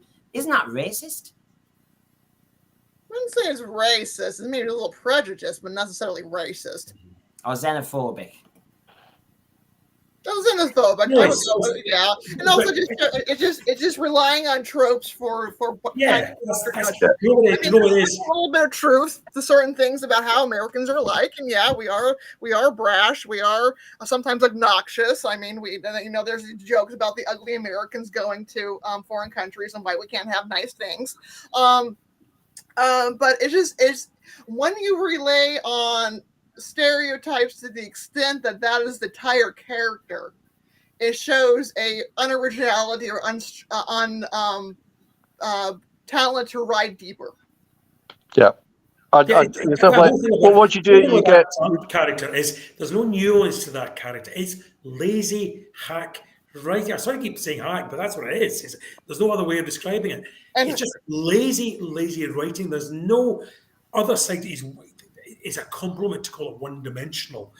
This character is in there. I mean, we could criticise the story even worse for what the characterisation of the Doctor towards the end in terms of what the Doctor's prepared to happen to one spy, but not the remaining spies. It's just a mess. But this is all to do with one thing and one thing only. It's the writer, and it's the writer's fault. And we can't blame anybody else, not the actors. John, I was just trying to say, I know, John, I'm just going to get John to elucidate one point, and then I'll come to you, Hugh, right? John, I was just trying to interrupt there because I have forgotten the ending that Raymond Williams is talking about and you've referred to. So, John, can you just tell me the Doctor's solution was more cruel and wrong? I've forgotten. What was the issue? There's a huge Great One type spider at the end, which is in terrible pain because it's outgrown. Its body's too big to support itself. Yada, yada, yada. And the Doctor, in an act of mercy, allows someone else to use a gun to kill this thing, okay? But she doesn't do guns, you know that. But what she does do is take all the spider babies, lock them in a safe room, and suffocate them to death. Hooray for the Doctor! And can I also add on, this is also the same era where there was a Target short story where one of the villains that she sends into a pizza oven and he burns to death. Basically, he gets cremated alive. So if you talk about... She didn't use a gun, so that's okay then. That's in the Target story book for children. Okay. Now, I did... It's not just children got it wrong. He just thought the Doctor didn't use guns. The Doctor abhors violence, full stop. Yeah. And he just thinks... He acted like someone who never watched this programme. Now, what the Doctor would have done is find some way, and this is easily written if you're not a hack, find some way of transporting that panic room in the TARDIS to a planet where those spiders will live happily ever after. Let me just bring in Hugh, because I did interrupt you earlier, and before you forget your thread. Go on, Hugh, sorry. Yeah, so just obviously you take the spiders to Mars, but there we are. So the thing that I was about to say was, in terms of having that character, you have what I presume was the most expensive actor that they had in that season, Chris North. Yeah. And who is a powerful character actor and is written one-dimensionally and can do nothing about it. Yeah, because the writing can absolutely do nothing about that. He tries. I mean, you can sort of see him desperately trying to put nuance into the acting, but he has no chance because the writing says this is what the character is. He's just a moustache twirler. So all to do with the writing, Brendan. All to do with the writing. Chris Chibnall, his ideas, his writing, his show running. He's guilty of being ready for it. A hack. Well, let's lighten it for a second. I mean, just for a second. Well, just for a second, so the panel don't feel absolutely attacked here by what we're saying. So let's just remind ourselves of our little segment.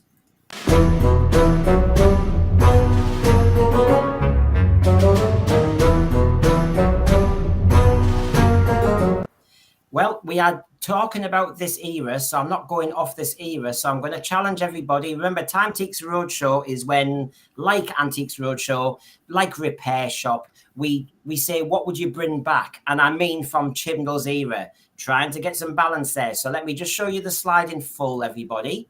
So we've got Azure and Swarm. We've got a Shad, the kind of lone Cyberman. We've got the, what's he called again, everyone? That little baby kind of weird the Pating. The Pating. And then we've got And then we've got the change in the Dalek, which I think I've seen lots of people say was a bit more popular than the Moffat Daleks. So if I just kind of put that to the side, Scott, where would you start? I mean, what would you think? Oh no, I'd like more of that. You know, Chris Chibnall did get something right. I know what I'll definitely not bring back is the Batink. No. Why? I think the episode was just a bit like it's just little rubber thing, just eats metal. Like you can easily just run into the TARDIS, just eat it all, then that's it. Doctor's trapped anywhere. I'm like, it's a bit. Then I think also what you said about the Renaissance Dalek, it's a lot better than the Teletubbies Daleks. Yeah. That's what Moffat did in Victory, and I think if out of Swarm and Azure, Ashad, and the Daleks, if I can rank them 1, 2, and 3, I'll probably bring back Ashad as number 1. Then obviously Swarm and Azure, then probably the Dalek, because I think Ashad, he was only in obviously the Ascension. No, he was in the Haunting. I think he was in Haunting. Yeah, right at the end. He comes in at the end effectively. Then he obviously has that. I don't know what it is. It's Siberian. Yeah, it's that. Then obviously he was in Ascension and Timeless Children as well. So tell me why you'd bring a Shad back, because some people would argue you can have a great villain, but he's done his development. That development's done, and if you bring back, you've always got the risk of Legend of the Sea Devils. Isn't he great in the memory to just leave in the memory? What could we get out of bringing him back? What do you still want to know? I think obviously, why is he like? Obviously, you can see on the picture, half his face is still showing. Obviously, still has that human leg. I was like, how is that? How did he become obviously the Cyberman? Why does he only have half his face onto it? Did he try to escape the conversion with the Cybermen? And obviously, we never knew about his backstory. Obviously, how he became the Cyberman. Yeah, and it's a neat point, I suppose, because it was only just a few days ago we did actually do one of our special debates. It was on Sunday, and you can see there we had our Cyberman special. Are they problematic? So please tune in on that one. Are they problematic? Can we just keep adapting them? The panel really went to town on that. And so please tune in for that one if you haven't seen it already. We did discuss that, and Ashad is obviously part of that. Michelle, where would you go with these 4 then? Who would you bring back? I mean, if we had to bring somebody back, I mean, I'm not in favor of that, but if we had to bring someone back, I go Ashad, because I think he's actually scary. He's got potential as a villain. There's a story to tell. Again, that was underutilized because Chris Chibnall didn't. He got off the gymnastics. He's swimming through the air and he's doing cartwheels or somersaults, and then when he lands, he splats right on the ground. So I think again, Ashad had promise, but he couldn't stick the landing.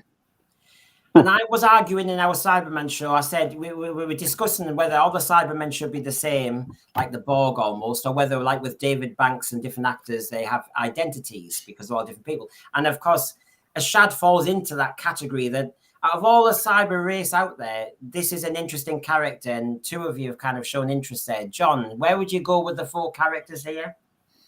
Well, following the 13th Doctor's lead, I would put them all in a panic room and stuff them all. None of them can ever come back, because the very thought of that hack Chris Chibnall getting a credit again on Doctor Who and getting any sort of royalties from that just chills my spine. I want his era and anything associated with it forgotten for as long as possible. Really? I didn't you like the new Daleks? I like Daleks. I don't like his Daleks. No, I didn't like the way they made itself. I was not into that, but some have I just argued. don't want to be reminded of anything at all that occurred during that era. There are some of those are better than others. Some are very good in terms of, the idea and the actors who portrayed them, but they were badly written. For example, we've mentioned Ashad, the Cyberman there, who was given who had potential of a good backstory there, learn nothing about it. And as quickly as he's introduced, he's shrunk, only to be unshrunk when he's needed again in the next story or the next but one story, whatever it is. It's just bad hack writing. So yeah, get them all locked up, suffocate them, and goodbye to the Chibnall era. There Well, you go. I'm just showing timescales. We have a really good, mature, intelligent panel here, and of course we have balance. And of course, you can see all the balance in what John says. He's very balanced. And so, yes, sounds like John doesn't like the Chibnall era. How could you possibly guess that timescales? But yes. Mind reader. Hugh, who would you bring back? Yeah, so I mean, I think I'm going to have to agree with Scott and Michelle. I think the thing with the Shad is there is something there in terms of an individual either suffering and being a Cyberman or having chosen to be a Cyberman. Again, we're back at the fact that the idea wasn't fully developed and there was no solution to it. It was just written to create something. I think the actor did really well. I think it is quite a scary character. It's just badly written. And I have a problem. I mean, There's a theme.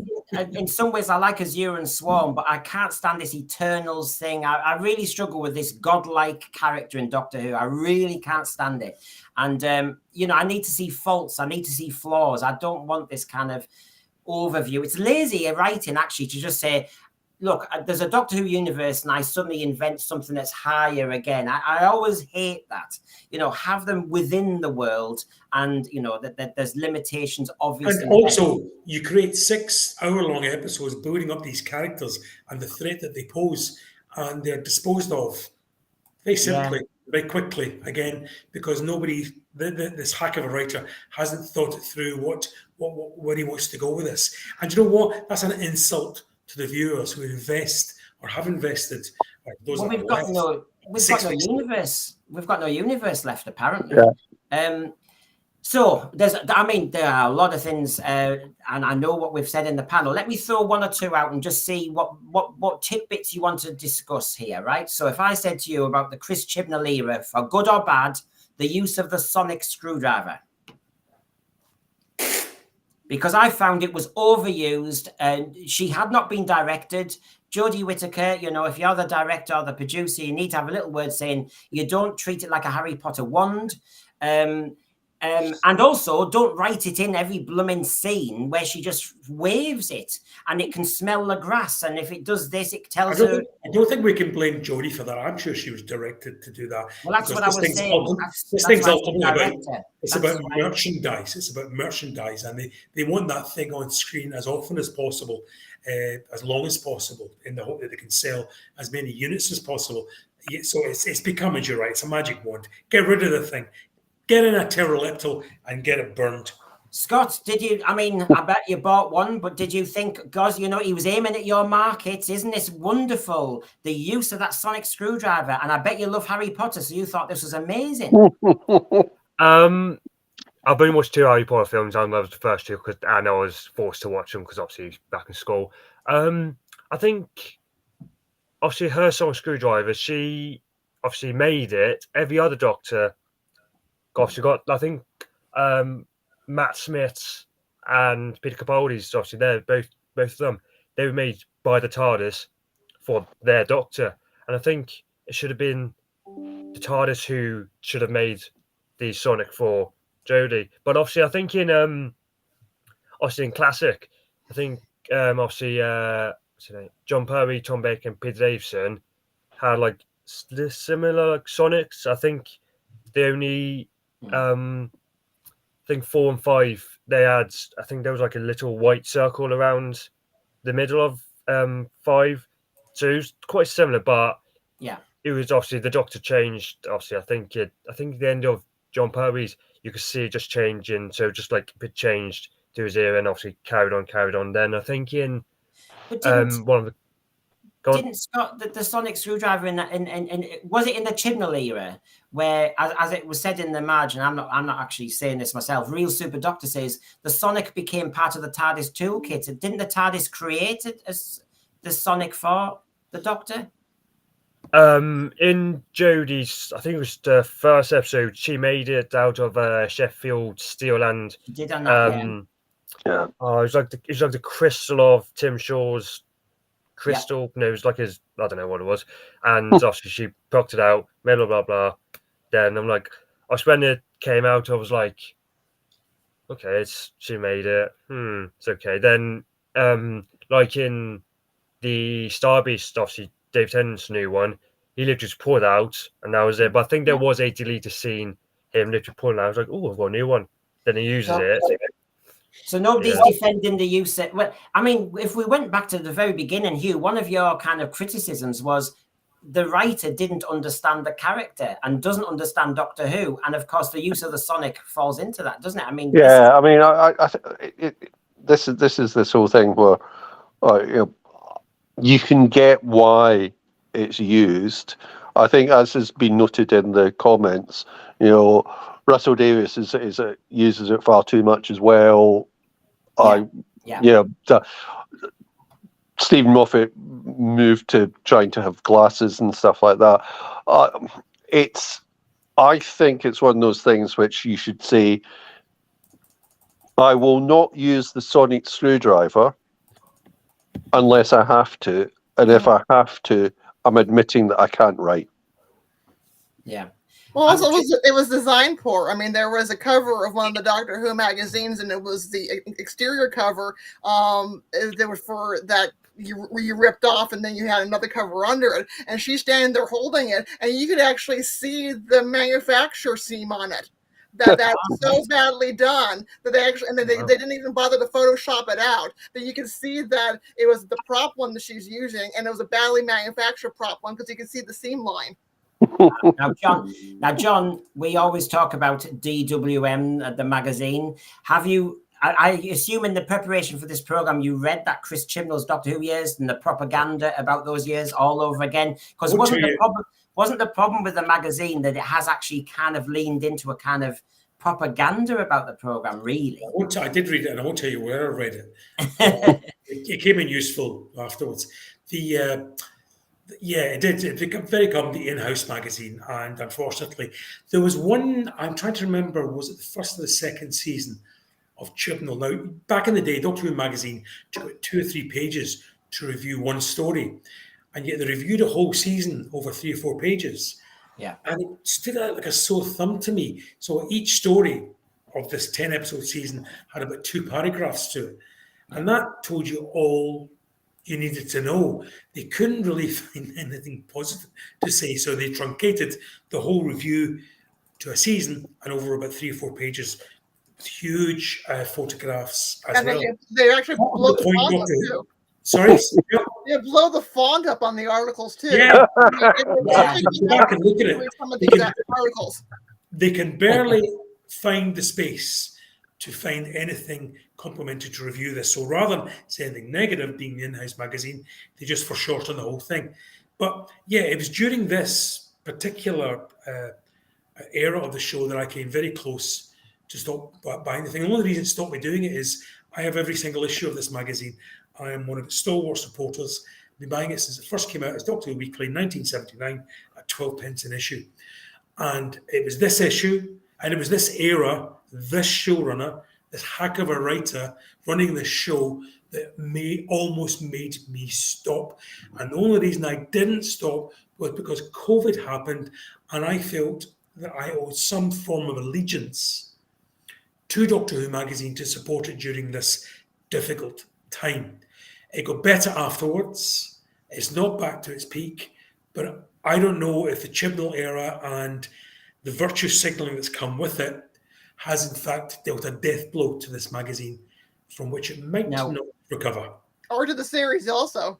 Yes. Now, one thing to be fair, as we start to conclude, one of the defences that you raised, Hugh, was actually returning under Chris Chibnall, returning Doctor Who to comprehensibility and accessibility to a casual viewer. We had a lot of canon Doctor Who lore, and I know that it's too exclusive, isn't it? And it shuts people out. What I'm finding fascinating, Hugh, is while you say that, season 11 and season 12 and what followed was so different, because I remember Chris Chibnall in an interview saying, we're not going to have the old villains, old monsters. This is going to be new monsters. He panicked. Yeah. I think that's exactly it. So again, as I was saying earlier, whenever I watched that first season, I didn't dislike it. I thought at the end of it, it didn't add up as well as it could have for the reasons that we've discussed. I think at that stage, it became a bit of panic. The other aspect to it is, as I think we've mentioned previously, I think Chibnall started looking at, what do I do that means that I've got a reputation for having changed the Doctor? And we went into the Timeless Child, we went into Cybermen, Time Lords, and stuff like that, and it was a disaster. I think if the first season had been there, had he looked at it and said, actually, probably haven't pulled enough things together, to the extent the criticism that Scott made about the standalone episodes, or the episodes being too isolated, work on the characters, perhaps reduce the numbers of companions, you could have had a decent second season. But he panicked, as John said, and as first season was not as bad as the rest of them, but the reaction to it is what's killed it. I think, and considering where he started, and I think me and John were saying earlier, he apparently said he had a 3-year plan. When we got to Flux, it seemed to be a match of the day highlights of any Doctor Who. We had Sontarans, Cybermen, we had loads of different characters who were undeveloped and thrown together. The Brigadiers, Kate was there. Honestly, we just seem to have this mismatch. I can't even say it, can I? Mishmash. Okay, I was about to say, I can't say it now. Mismatch. How it is. And actually, in a way, and I have to say, I'm not overwhelmed by Power of the Doctor just because Tegan was in it and Ace was in it, and we got Peter Davison and Colin Baker in it. No, that was again a mishmash, And I know people say, well, it's the 60th, and it was this, and it was that, and it was the 100th anniversary of BBC. No, the Power of the Doctor was also a mess as well, because it was bringing too many things in, and I would have been appalled for a regeneration story to have all that nonsense going on. But yes, the Flux season, when you had Sontarans eating chocolate, you had all that weeping angels. I think one of my favourite bits in Flux was actually the moment when, and it wasn't for a sarcastic reason, when the Doctor was turned into stone. I thought that was a dramatic moment with the weeping angels, but again, the climax was lost by the next episode. Just to pick up, Brendan, the comment that Sadako made in the thread. Yeah, I think that there was too much thrown out in terms of character, but I think that's because there was no character written. I don't think it was about not having enough canon. I think it was about not having enough character in that first series, and that's that. But that could have been addressed, and I think that that's the basic problem, that in the first series, Chibnall's not a good enough writer to have written it, and then after it, exactly how bad a writer he was came to the fore. And you mentioned Timeless Children, and you mentioned a few things earlier. I mean, he said, hasn't he, that he thought of the Timeless Children plot as a 14, 15-year-old. As we all have these ideas, my script's still on the shelf, and it came across as immature. But as Jamie says here, and I have to say, you can, I think, be harsh on Chris Chibnall, because he was so rude to Pip and Jane Baker. He now apologizes for that, but it's a bit blooming late. You humiliated 2 Doctor Who writers on TV live, and you bigged it up and you milked it for all it was worth. So, you know, when people think, are we being fair or not, is the sense for you? I'm sorry, but when we're doing the trial of Chris Chibnall, he happily, in an earlier incarnation, humiliated and mocked. And more to the point, when he's got the keys to the kingdom, he didn't have the cojones to do what Pip and Jane did, was to subject himself to a hostile panel or a hostile fan like himself and put himself under that. He hid away. He barely wrote in the magazine. I think, if any, attended any Doctor Who conventions in the United Kingdom, and he just didn't make himself available to fans. So the Baker twins, as John Nathan Turner used to call them, credit to them. They sat there and they took it, and a lot of which they deserved. But for that man, in his own iteration, I think if he was genuinely apologetic for what he did to them, then he, as a penance, he should have agreed to, whether at a convention or on TV or a Doctor Who shoot-off, agreed to sit there and take his medicine from fans who didn't like what he did, but he didn't. Because, well, I mean, you know, I'm mentioning that because it brings the whole story about Chris Chibnall full circle. And actually, when I was talking to you earlier, Scott, you mentioned Time and the Rani. It's not my favourite, but you mentioned that you liked it, didn't you? I think it's because obviously when I first got into Doctor Who, my parents got me just a couple from each Doctor. I think I didn't get any from William Hartnell. I don't know why, because probably half of them didn't exist. I had the Mind Robber from Troughton. Claws of Axos from Pertwee. I think Tom Baker's was only the Deadly Assassin, and I didn't really like that one at first. Then I think Peter it was The Visitation, Shock, and the 5 Doctors. Then Colin, I didn't have any. I don't know why, because probably Zero wasn't that good. Then McCoy's was Time in the Rani, Remembrance, and Survival. So what was it about? Because, you know, I'm going to keep my mouth shut. I have to say I feel terrible, and I felt terrible watching Open Air when Pip and Jane Baker were humiliated. Archibald Lazarus, I've put it up twice. Pip and Jane Baker were better, and you said to me earlier you enjoyed Time and the Rani, which they wrote. I mean, what did you enjoy about it particularly? Because I really do feel such an injustice was done to Pip and Jane Baker by Chris Chibnall, and I want to give them a shout out. So what did you like about Time and the Rani?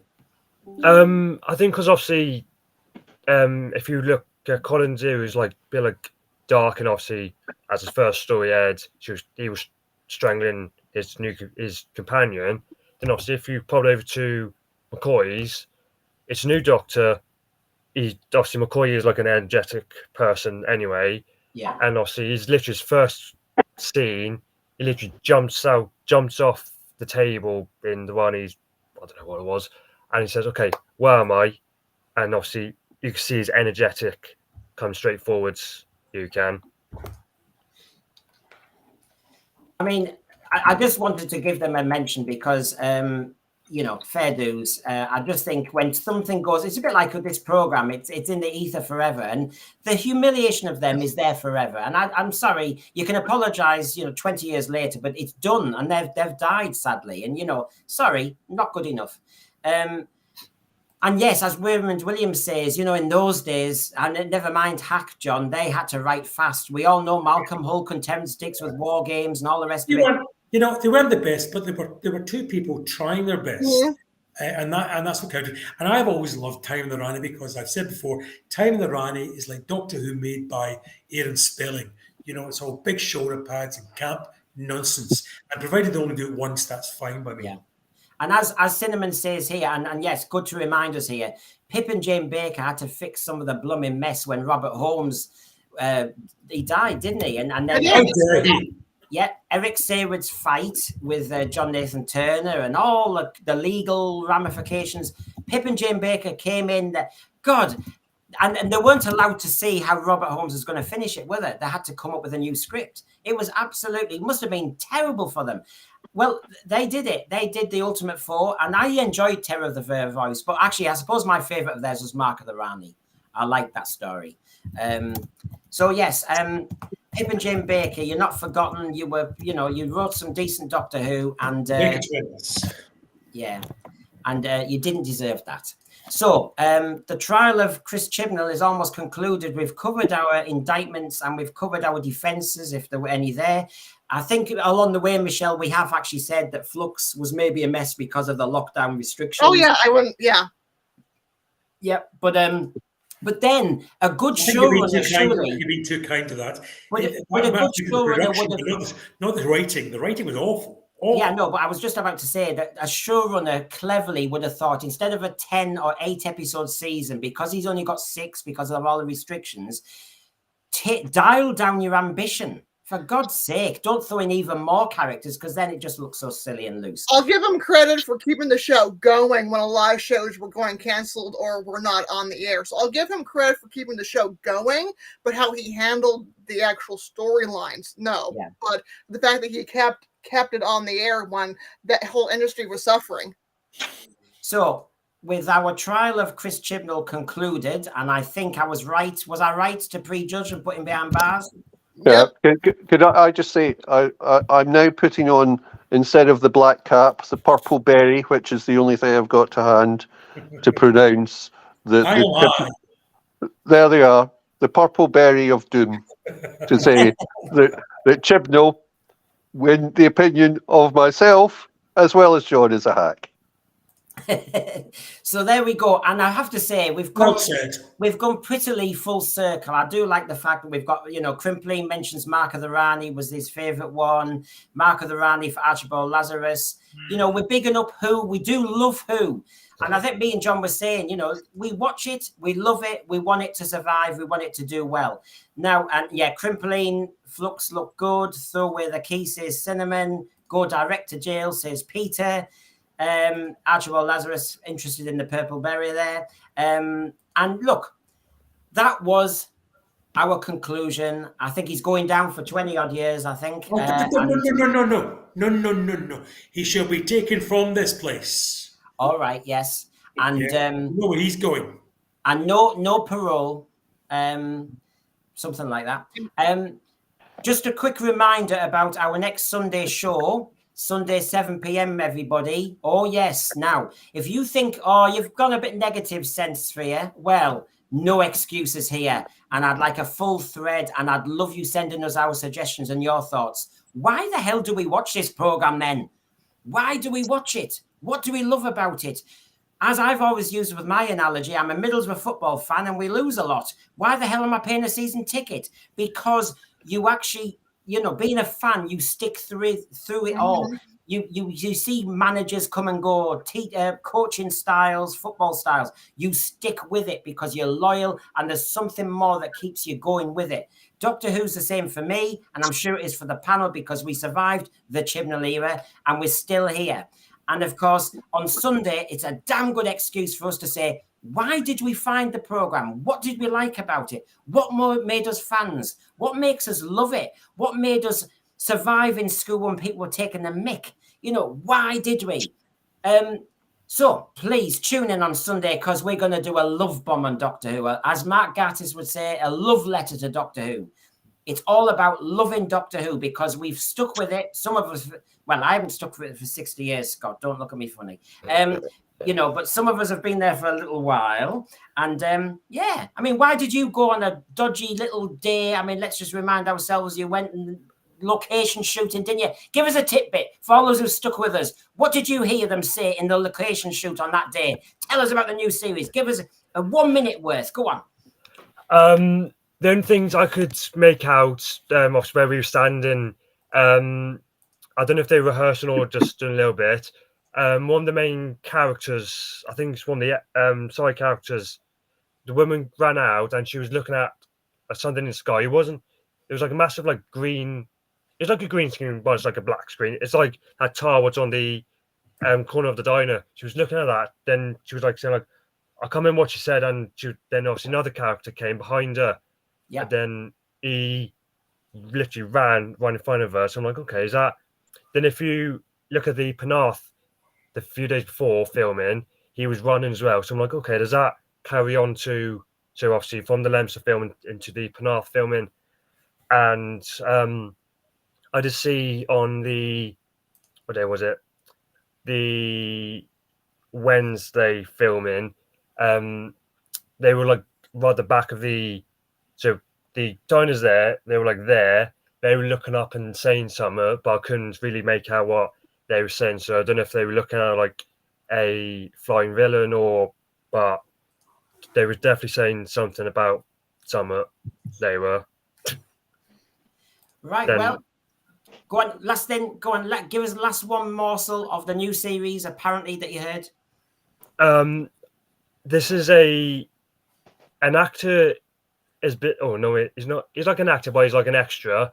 And the extra called Richard Price. He's back in it. He is paying extra for the 60s because when we were there on the Wednesday, he obviously the extra van came in and obviously he came out of it. I'm like, oh, he's back in it. Then obviously recommend follow him on Twitter as well. He's obviously I said to him, oh, was that you? I said, oh, if you have any pictures, send them me. Officer did. He said, I can't confirm that to me. I can't confirm that to me, but he said, good, for you were the only one who picked me out. Like, right. So we've had a morsel there as Timescales. Thank you, Timescales. Everyone, like and subscribe. Come on, big it up. Let's get them subscriptions up to 150. Please. We've given you 2 hours of quality entertainment. Everybody have a good night. I think it's time to sense for you. Leave this orbit and have a peaceful night ahead. Goodbye, everyone. Bye. Yeah. He's a hack.